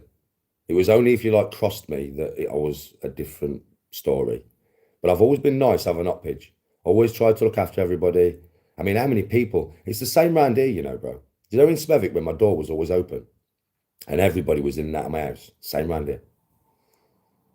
I'm like, fucking, my door's always open to everybody, innit?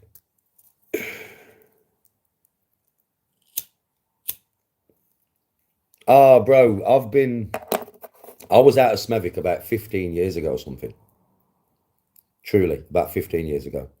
So all my shit that happened was round about probably 2000 and what, 5 to 2000, probably 2003 to 2010 or something like that. Yeah, that would have been round about the times that I was fucking rampant in that area. But since then, bro, I've been out of the area. I've been here for 15 years. I'm not far away, but I don't really go back to Smethwick now. I don't really mix in the same circles no more. I occasionally see the lads and I'll have a drink with them, you know, if I see them in certain pubs around here, or I do go to the George on the occasional one.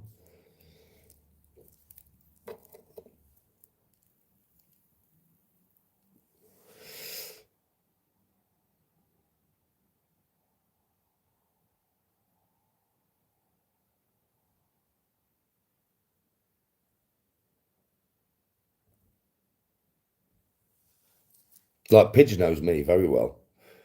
Pidge knows all my kids. Pidge knew Anthony. Didn't you, Pidge? Pidge knew Anthony, man. All these boys knew my son, man. That's no joke. Bit of a common thread we've got there, Pidge, really. Think about it. Really common thread we've got there, haven't we, bruv? That was a big hit, wasn't it, that? To the whole area, to be honest with you, Pidge. It was just me and Tony, was it? The whole area felt that one, didn't they? Because Anthony was one of the boys, wasn't he, bruv? He was one of the lads when he was there, when he Pidge. My son was one of the boys, bro. That hit the whole area, including me and Tony, didn't it? It hit us so hard. You know I'm a strong man, bro. But when you saw me, I was broken, right? That broke me, bro. I still ain't repaired fully, Broke me.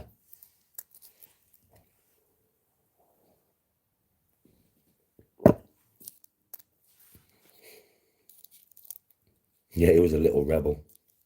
It was a proper little rebel.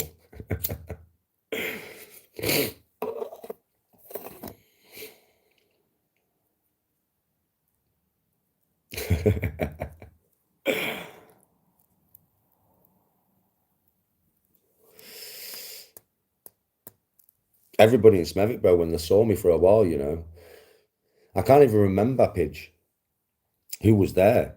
I mean, you probably heard about that funeral. There was hundreds, bro.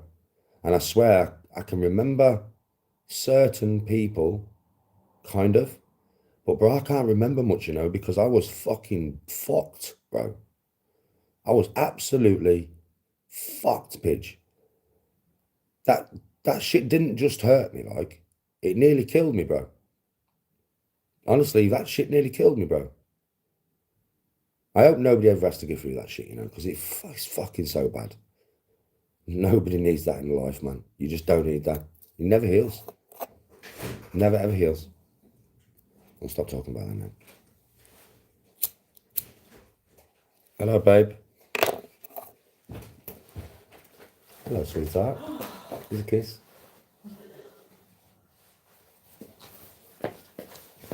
Mwah.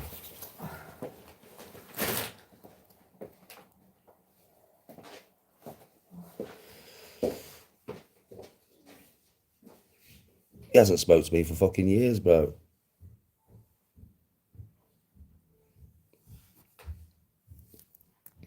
It'd be nice when we play golf together. Because he knows who he's playing with, and now I know who I'm playing with. It'll be nice, Pidge, man. I mean, literally, it'll be nice, won't it? But yeah, we'll definitely, when the weather picks up, we'll definitely have a game of golf. And I'll give you your 5 shots. I'm going to kick your ass. You better get the dust off your clubs, mate, and start playing.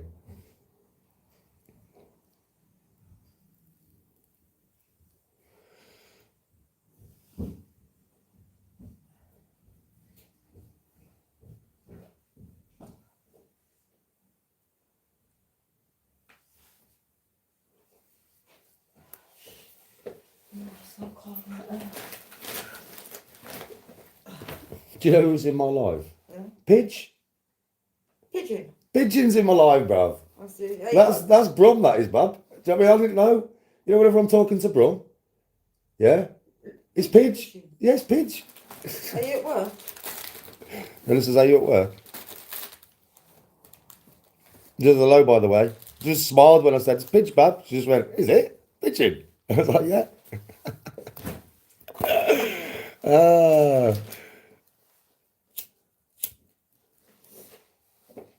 See you later, Brom. See you later, Pidge. See you later, bro.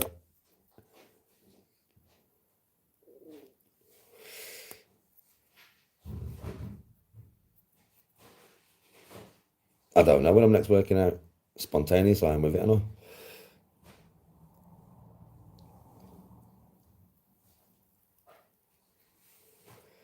But I do know that you guys have had me for long enough now. Tony's home. No way, Brum. That's right by me. I'll probably be live tomorrow, yeah. I might do a singing live or something tomorrow. I don't know. But I will probably be live tomorrow, yeah.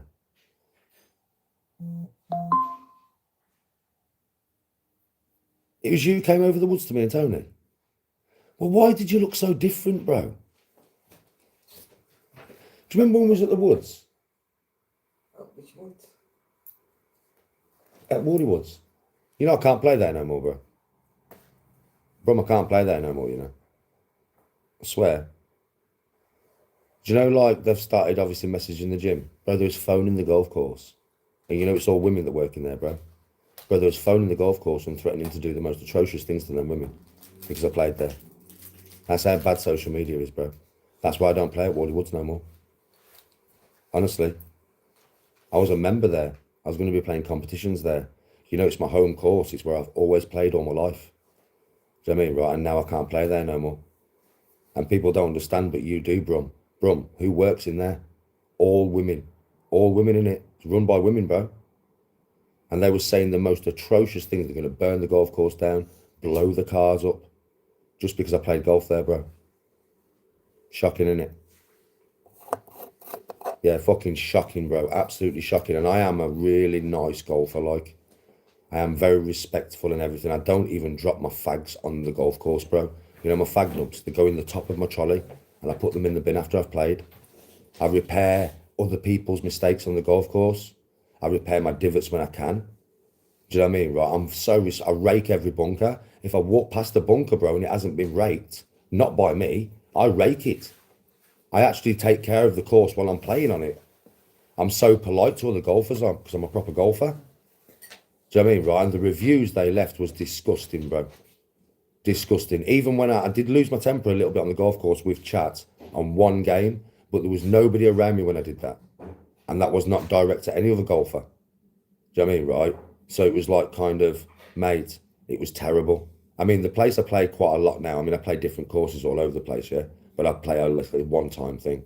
Like I play a course, then I play another course, then I play another course, and I play another course. And they don't know where I am until I go live. Do you know what I mean? I'm not really bothered anymore. If I walk off the course and they say, oh, you're not allowed to come here again, I'm not bothered. I play on hundreds of courses.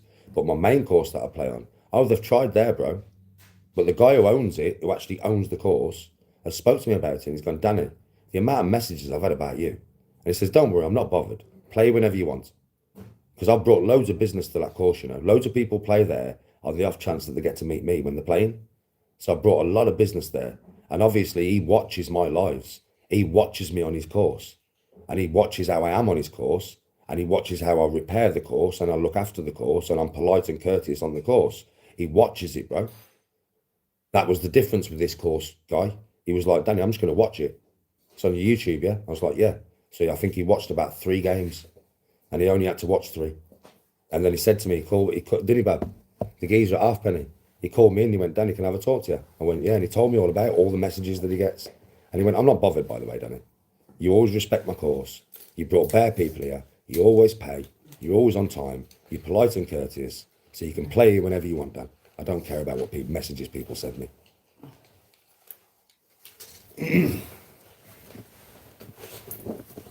So that one backfired on him.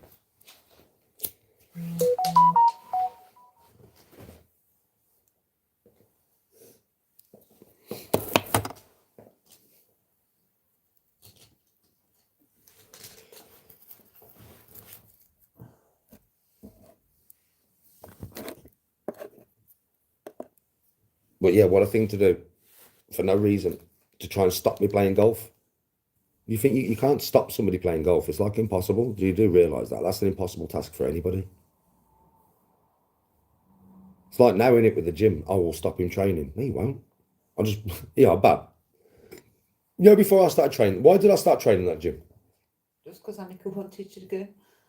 Say that a bit louder, but why did I start training the gym? Because Annika wanted you to go. What was I doing a week before I was going to be a member of the gym? Going to buy that bench and weights and whatever it was. I only joined the gym because Annika's a member there. She wanted me to train there because she's a member. It's easy for her to get to the gym and back if I take her. I'm not joking. I'd already looked at all the stuff I was going to buy. So it's like a thing with the gym. Oh, we'll stop him training. We'll stop him. No, you won't. Of course, not be doing anything. You'll accelerate my training. You'll accelerate it. You silly twats. I'll get way bigger, way quicker at home if I've got access to a squat rack 24/7. Are you fucking mad? Are you stupid? If I've got access to a bench 24/7, fucking hell, I'll be massive. I'll look like a Greek god statue in a few months. More than if I have to spend a couple of £100 going to the gym every month, driving my car there and back, going at times to film when I know there's hardly any people there. I don't have to do that if I've got all the equipment in my back garden, you silly bastard. I can film whenever I want. It's my back garden. Do whatever I want, whenever I want. I can train as much as I want. I can eat whatever I want. I can train and then come in the house, eat food, go back out and train again. I don't have to get in my car and drive and pay for the privilege. I can just do it for free. And it will probably benefit Annika because Annika will get to train at my house, which is closer to where she is. Obviously, she'll get to come home and train and she'll get fitter quicker because I'll be able to give her proper protein. Because don't forget, Annika lives with a girlfriend. I mean, she's at home very rarely now. She lives with a girlfriend now. She's just chose to live with a girlfriend because she's in love and that, yeah? Right? So when I drop her off from the gym, she probably isn't having the protein or stuff she should have. Do you know what I mean? Like I've got all the stuff in my kitchen that I need for training. So fuck me, it'll benefit Annika. Because I'll train her a lot harder here. And then afterwards I can give her the proper stuff to replenish what she's just done to herself. Do you get what I mean? So she'll get a bet. She'll increase so fast if she trains at home with her dad. So will I. So will Tony. Oh. These are protein. Yeah. Okay, much is in that? 66 grams of protein. In that meat one, the quad my protein. No, that's not. That's got 67. Yeah, but the microwave meals back. I'd have to have a look. Let me have a look what's actually in the fuckers. I'll type them into YouTube in a bit. I'll go onto the ingredients at the back and I'll have a look what is actually in the fucking It's things. vegetables and Because I know there's protein in there, but there might be all kinds of fucking madness in there, babe. look at this chicken burger. Like there might be all kinds of madness in there. So let me have a look. Because they're definitely microwavable. There's no way that they are. And I tend to stay away from microwave meals, don't I? So let me have a look to see if they're actually oven cookable or they're just microwavable. Let me see what's in them. Let me see what's in them. They might have a lot of protein in them. I mean, good for spotting them and taking pictures, Bob. Thank you very much. But it all depends on what else is in them, I preservative-wise. just thought there was like, you know, like when you went late. Yeah. Oh, Flack, I would get it was a pagoda thing I was looking at. You know, like a big pagoda. You know, like, you know what I mean, don't you? You know, like you'd have at a scram track, like on legs with like a canvas roof over the top. That's what I was looking at. Because I can train whenever. It's always dry. You put one of them up in it and Yeah, can you put one of them up and well, now I'll slab it. I'll slab it, babe. Because the weights, trust me, I'll slab it.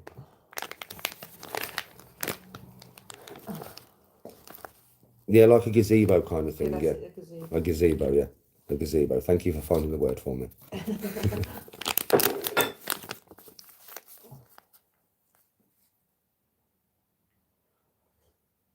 You've listened to me for a while and it's absolutely childish and ridiculous. I know it is, bro. Tell me about it.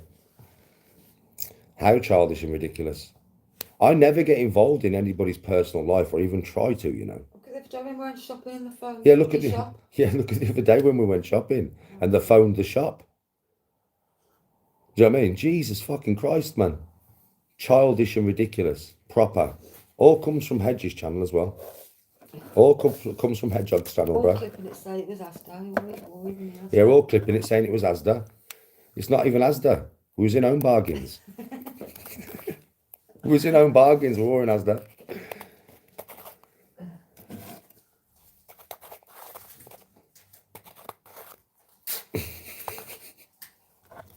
I didn't get my protein and stuff from Asda. I got it from Home Bargains. At least if you're going to fucking do something, get your information right when you clip it, you silly bastards. Fucking hell. You can't even get your information right when you clip it.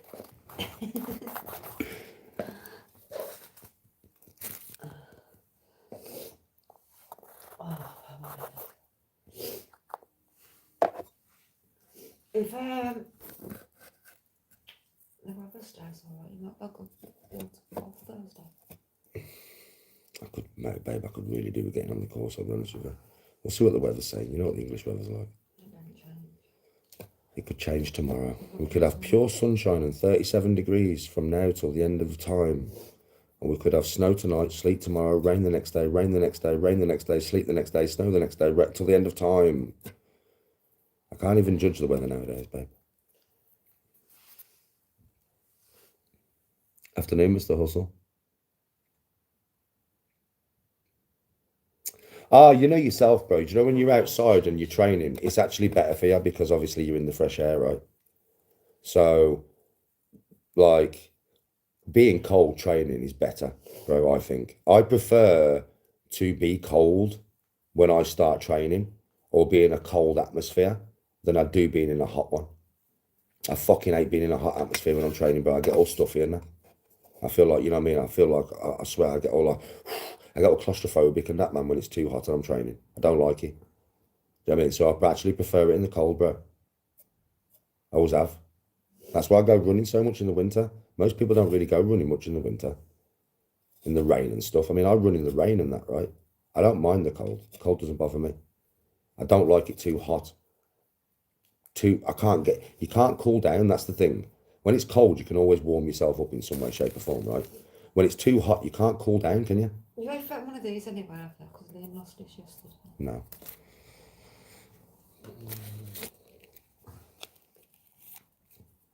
And I'm good, thank you very much, bro, Mr. Hustle. I hope you're good. I'm just sat here chilling, smoking Bear Green. I haven't smoked, by the way, it's not all been green. Some have been fags. Everybody just thinks I sit here and smoke green after green. No, some have been fags.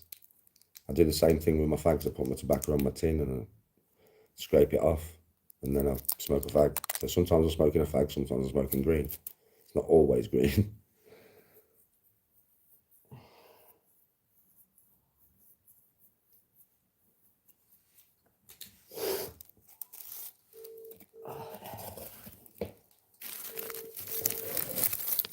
You know YouTube this morning, babe? I've really enjoyed it. I haven't really had many proper dickheads in here. I've had a few here and there, but not really many. It's been quite a pleasurable morning of just chatting about mad shit. We've been chatting about all kinds of mad shit today. Aliens, planets, fucking the evolution of man, fucking Darwin's evolution, chimpanzee theory. Okay, you know, we spoke about loads, babe. Well, it's been good, man. I've enjoyed it.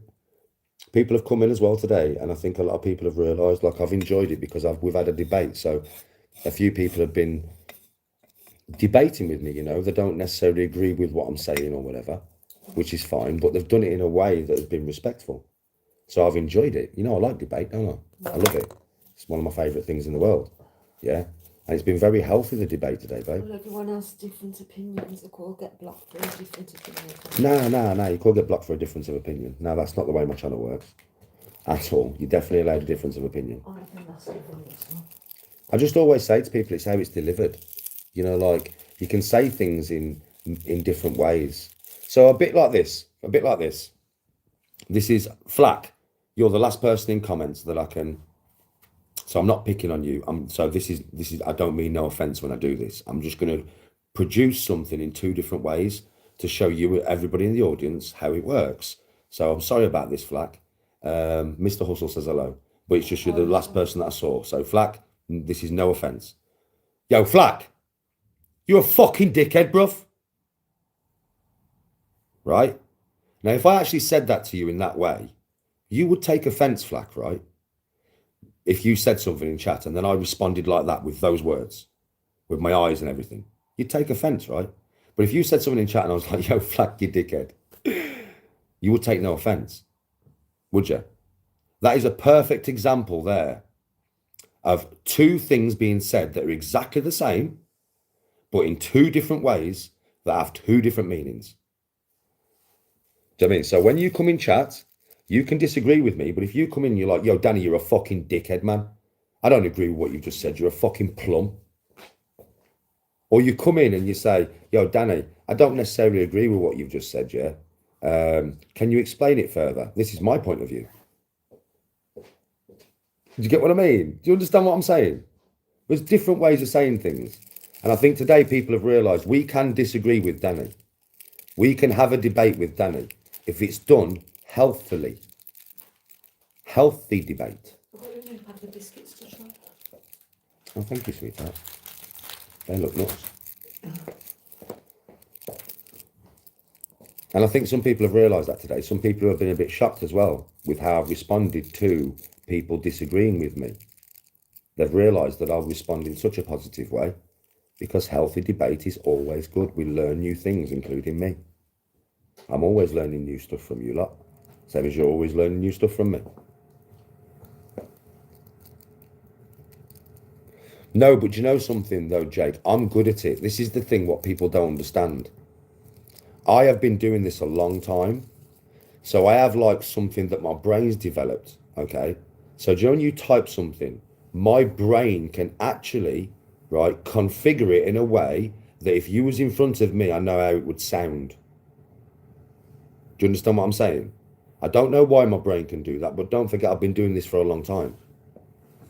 So I can understand the tone behind the written text. I'm very good at it, bro. Occasionally I get it wrong. Very rare though, bro.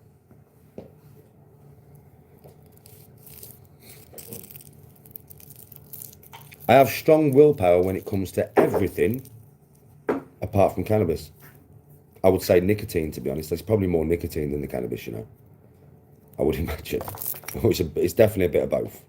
But probably more nicotine and some cannabis. But probably more nicotine. Yeah? It's the only thing, bro.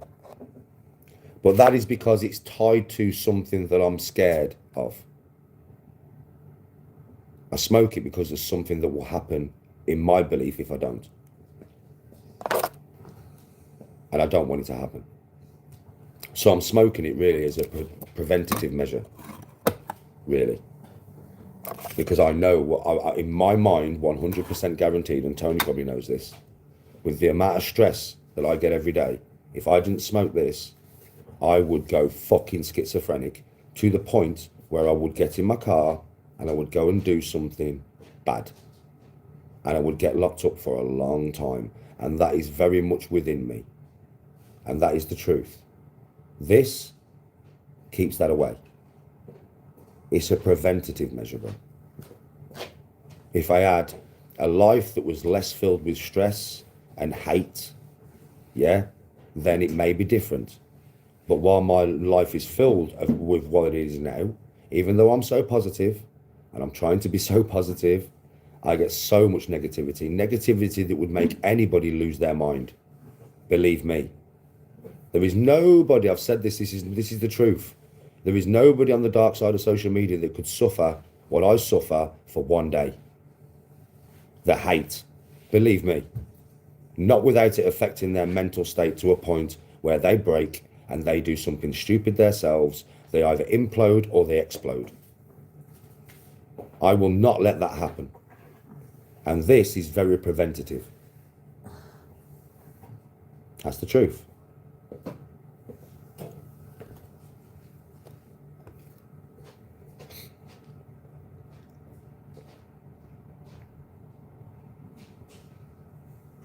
Yes, Mr. Hustle.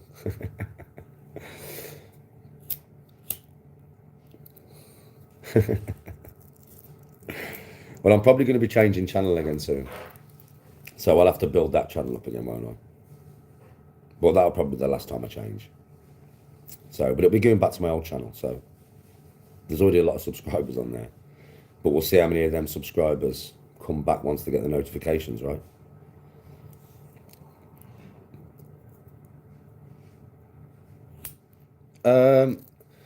No, not really, Joe. I would no. So that's a two-edged sword, Joe. That's a two-edged sword. So there's two answers to that, what you've just said. So the first answer is an affirmation. So I agree with you. From what I was before, the way I was before, which is always clipped, right? Yeah. I can understand why people would dislike me for the way that I was. Totally understandable. But what I would say is it's a two-edged sword because I am not like that now. And I have not been like that for a long time. And what I would say is I don't like mentioning this nowadays, but I have to in this context. In this context, I have no choice. Bro, I lost my son, bro. He had brain cancer, right? I'm going to keep this down because she's in the kitchen. Right, he had brain cancer, bro. He lived at home. So for a year, he used to fit in my arms every night. Froth at the mouth, bruv. I thought he was going to die every night for a year. And then I watched him fucking die. And then I hugged him while he went cold, bro. And then I buried my son. My brother committed suicide. My dad died. My nan died. 3 of my uncles died. All in the space of 6 years, bro. It fucking destroyed me and turned me into a really negative, horrible version of myself. Now I've glossed over that, so now I can carry on with the conversation as normal, yeah? So that's what it did to me. I'm not going to make no excuses for it, because I should have been stronger to deal with it, or I should not have come on social media. That's the mistake I made. The mistake I made was coming on social media when I was broken.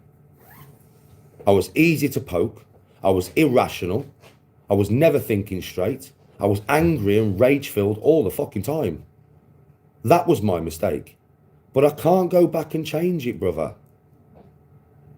And I'm not going to keep blaming myself for my past and the way that I was.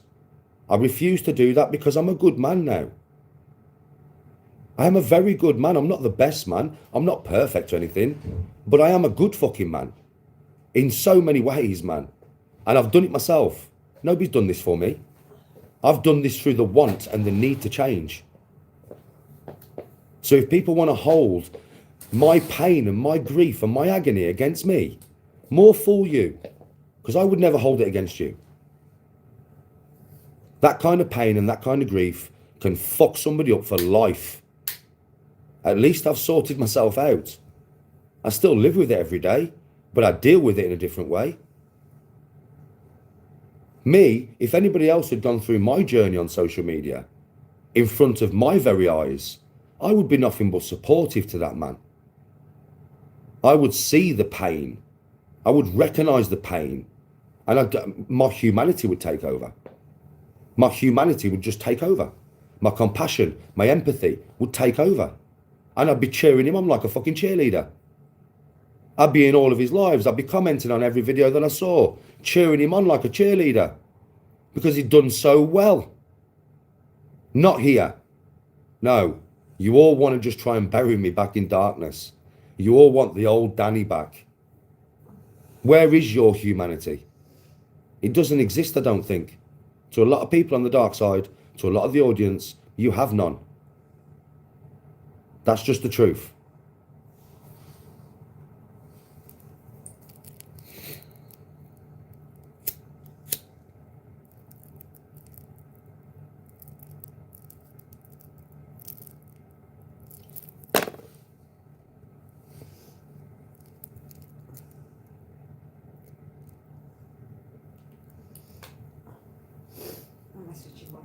Bro, if I open myself up to criticism by being honest and open and truthful, then I'd do. What do you want me to do? Be closed off, not truthful and deceptive? I refuse to be like that. I'm either me, and I'm true to me 100% of the time, or I'm not me.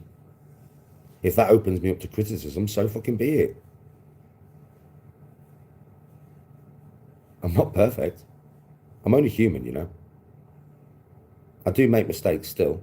I might be a wise man. I am a wise man. Because I've been through so much. How do you get wise? Where does wisdom come from? Fucking mistakes, mate. And I've made many. But I'm still making them. I'm still making mistakes. Doesn't matter how wise I get, I'm still going to fucking make them. I'm only human. Don't try and hold me to such a high standard, any higher standard than you hold yourself. Because I'm the same as you. I'm no better than you. I'm no worse than you. I'm the fucking same as you. Same fears, same fallacies, same happiness, same emotions, same feeling of love. I'm the fucking same as you. So don't hold me to such high standard. Because I don't put myself up there higher than any of you. I don't. I always say to you, we are the same.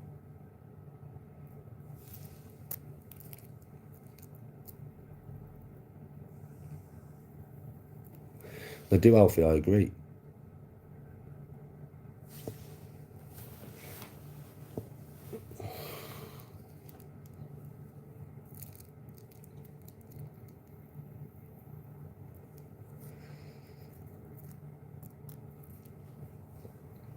Is YouTube therapeutic for me? Today has been good. TH, I swear to God, bro, I'm going to leave this live today happy. Like I am. YouTube can be therapeutic for me. If I get to talk things out and then the audience is understanding, just with humanity, just that. I don't want you, it's not like feel sorry for we. It's not like that with me, you know it's not. I'm a strong motherfucker. It's not even about that. It's just understanding. Whether you agree or not, it's just understanding. And when I get that in return, it is therapeutic, yes. It helps. Because people understand. I understand people's pain all the time, bro. I am full of empathy, right? I'm always trying to talk to people if they're in a bad way, and always trying to help them, and always trying to bring a bit of light in a dark world if I can. So when people show that kind of emotion to me, I'm not used to it. For one, I'm only used to hate, really. I get nice. I mean, obviously, my people who watch me every day is different. They always give me love, and I give them love back, but I get an awful lot of hate. So it's rare for me to hear something nice. So when I do, yeah, it's therapeutic, bro. Because it lets me see that not the whole of humanity is dark. And like my mods and the people who watch me every day, they keep me sane, you know. Like the people, like the core group of people that watch me all the time, they are the ones that keep me sane sometimes on this. Because when I get all the negative dark shit, and then one of them will come up with a content like Alfie or somebody or Roof or whoever, and it'll be purely positive. And I look at the comments and it just adds a little bit of sunlight to my mind. But when all my comment section is not ruthless, and they're not out there to try and hurt me, and we're just having a good conversation, yes, it's good, bro. It's a positive environment. Not just for me, though, for all you.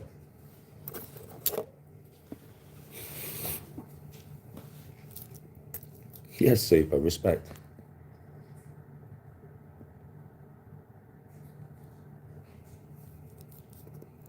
Thank you, Alfie. I will keep going, bro. I'll never stop. I'll never stop. I'll never stop. They like to attack, yes, bro. It usually comes from a place of negativity in themselves, but, you know, they hate me for some kind of deficiency within themselves that I have not even called out, though, bro. This is the thing, super. You know when I'm talking like this, I do talk from quite a knowledge base, right? I'm calm. So I realise a lot of hate that comes my way is created by clips that people see of me that can create a negative framework around my name. That's one type of person. Another type of person is somebody who is unhappy with themselves in some way. And I have a quality that they want that they don't possess right now. So rather than try and get that quality, they will hate on anybody who has it. And that feeling that they have does not come from me, does it? Because I'm never here telling you that I'm better than you. You never hear them words come out of my mouth. I'm better than you. I'm better than you. Never. So that hate that they have comes from their own self-hatred for whatever reason it may be. And I don't know. I can't fucking do anything about it. But they could come to my live and they could say, Danny, I'm going through some problems mentally, man. And I'd be like, what do you mean, bro? And they'd be like, Danny, I'm mentally just fucking collapsing here. And I'd be like, okay, what's the matter, brother? And I talk to them like no other social media person would, right? You all know this. I will never ridicule your mental health or your pain. And I mean that. And everybody here knows that. Danny will not do that. Danny's suffered enough to know you don't ridicule that shit. I will try and help a brother or a sister going through whatever that is making you somebody you don't want to be. I will try and talk you and help you, and so will my audience, into a place where you feel better and you feel heard. That's mainly what it is, you know. I talk to people so you know that I'm hearing you, and you don't necessarily get that in your life. You will be heard here. I will listen to you. I will try and help you. I can only help you with words and pure human emotion. That's all I can do. But I'm willing to give that to help anybody.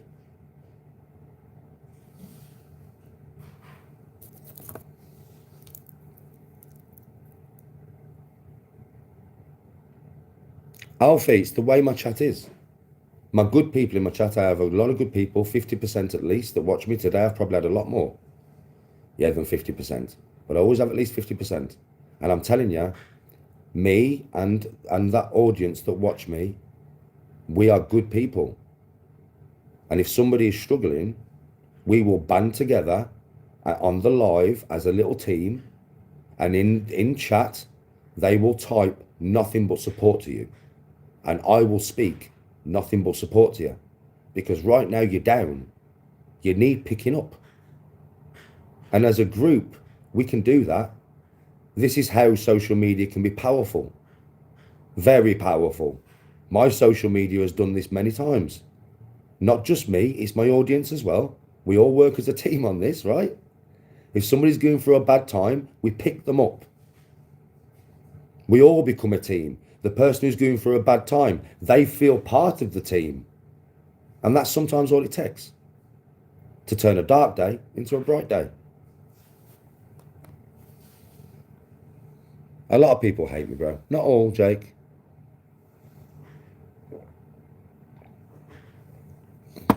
Big love to everybody. Yes, I am Spirit.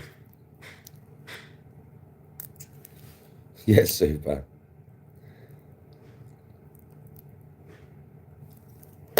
Now you probably understand why we won't allow negativity in here. Because let me explain something, right?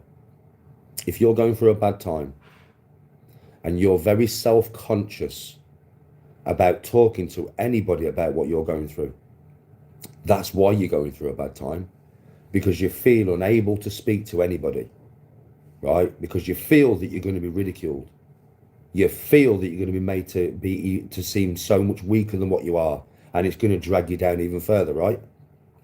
You imagine if I allow toxicity in my chat and somebody who's watching is going through something, do you think they're going to feel confident to come into a toxic chat and tell me about their problems so I can help them? And my audience can help them? Of course they're not.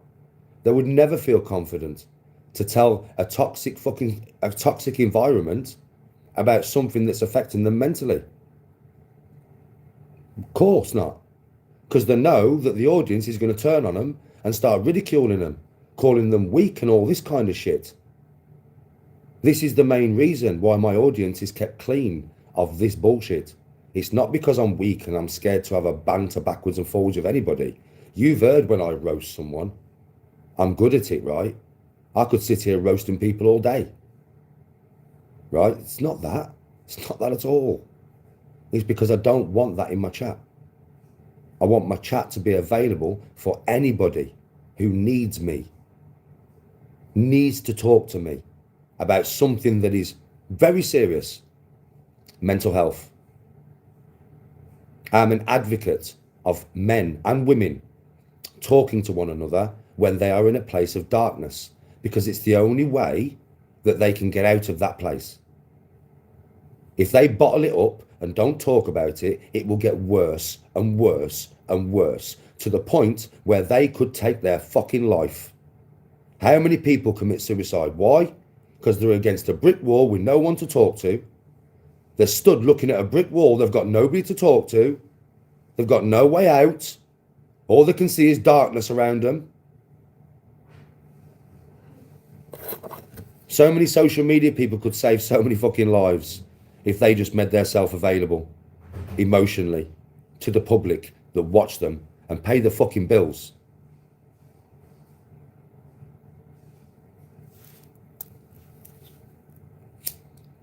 Yes, I am Spirit.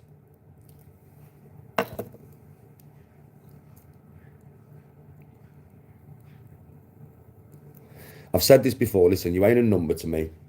You ain't a view and you ain't a click. You're not. You're a person. You're a person to me. Remember that. I care. I actually do care about all of you. Everyone. Everybody. I care about the whole of humanity, man. It's a curse and a blessing. It's a blessing for you guys, curse for me. But what the pain that I take on sometimes on your behalf to feel what you're going through is what all empaths do. It's a good quality to have, because if you can feel somebody's pain, you can talk to them from a perspective of knowing what they're going through. That's why I absorb pain. when somebody's going through something. I listen to what they're saying. I take it on board. And I let it hit me the way it's hitting them. It's a blessing and a curse.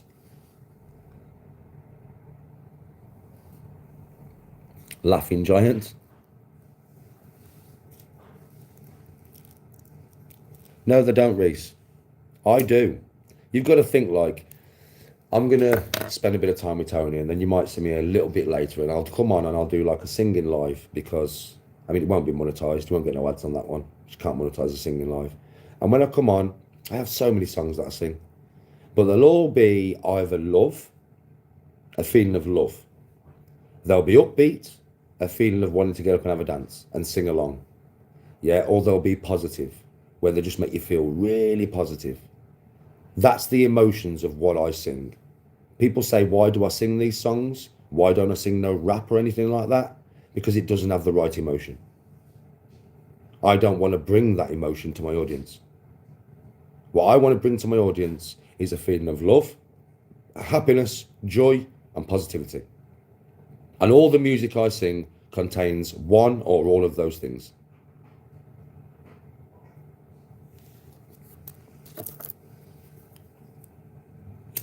Yeah, Reese. Well, I am quite fun to be around, bro.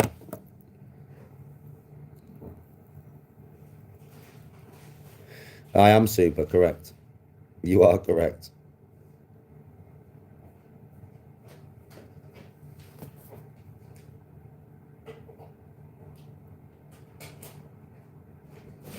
Well, United, with me, it's always different. The interaction is always there as well.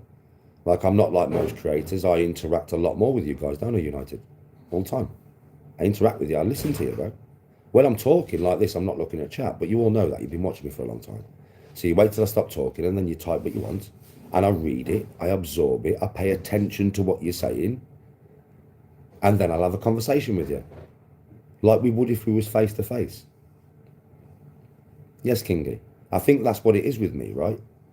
I talk to you, like I look you in the eyes, don't I? That's why I'm not looking at chat when I'm talking. Out of respect for you, I look at you in the eyes, so you can read my emotion by what I'm saying straight through my eyes, like I would do in person. I make it very personal with all of you. I try to. I have a big audience. It's sometimes hard, but I do try.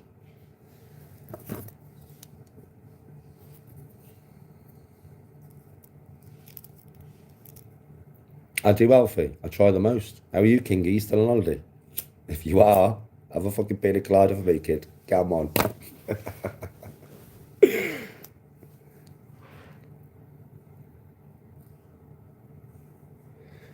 I do, Kingy. You're correct. I do. I really do. Because I want you to feel like you're wanted, bro. I want you to understand that I respect you as a person, like, because I do. You know what I mean? Are you back home now? That's why I'm like the way I am. I interact with you all because I respect you all. I mean,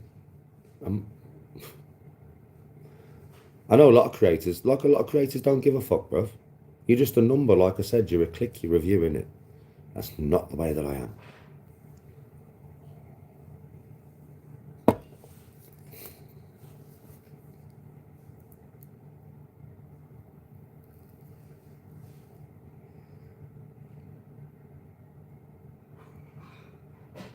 I didn't know it was based on the larvae of a dragonfly.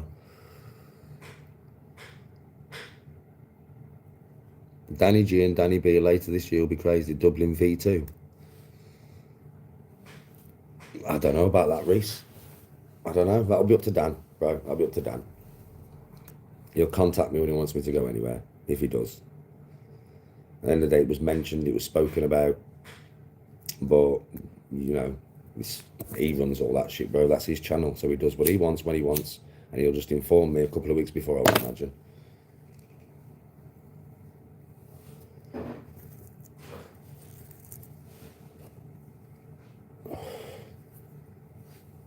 If it does happen, it will be nuts, crazy, lots of fun. I don't know what there is this year for me, bro. I don't really pay attention like that. I just do my thing, I roll on. Whatever I get offered lots of things, you know.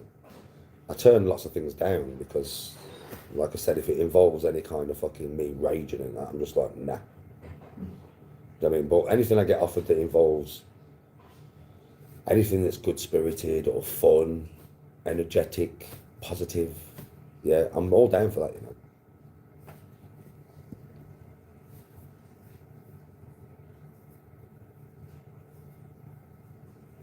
So we'll see what happens. We'll see what is in store for Danny G this year, won't we? Right, I'm off. So I will come back on. I won't sing too late, so I'll come back on in about an hour. And I'm going to do a singing live. I won't be able to monetize it. There's no way. So you won't get no ads in that one. And I'll give you all the singing live. Brighten up the day and that. Right? You know I have loads of songs that I sing. Don't even ask me to tell you what I'm going to sing, because I don't know until I start singing. There's usually a few songs that I warm up with, right? Just to get myself warmed up.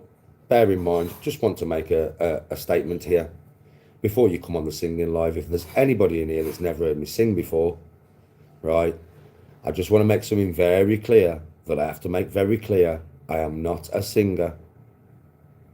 I'm not trying to be a singer. I do it for the feeling. The one thing I am good at, this is the one power that I possess when it comes to singing, and it's the only power that I possess. It's not a perfect voice. It's not perfect pitch. Yeah, it's not that. It's just the emotion of a lot of the songs that I sing. I can convey the emotion of the song well. I know that. That's one power it's the only power I possess when it comes to singing. Yeah, in conveying that upbeat or love or whatever emotion it is with whatever song I'm singing. All right? But I'm not a singer, so before you come in there and say, fucking hell, I thought you could, you ain't no fucking, I don't know, whoever. Right? I'm not trying to be. Okay? Just for fun. Just for feeling. All right? I'll see you all in a bit. Peace.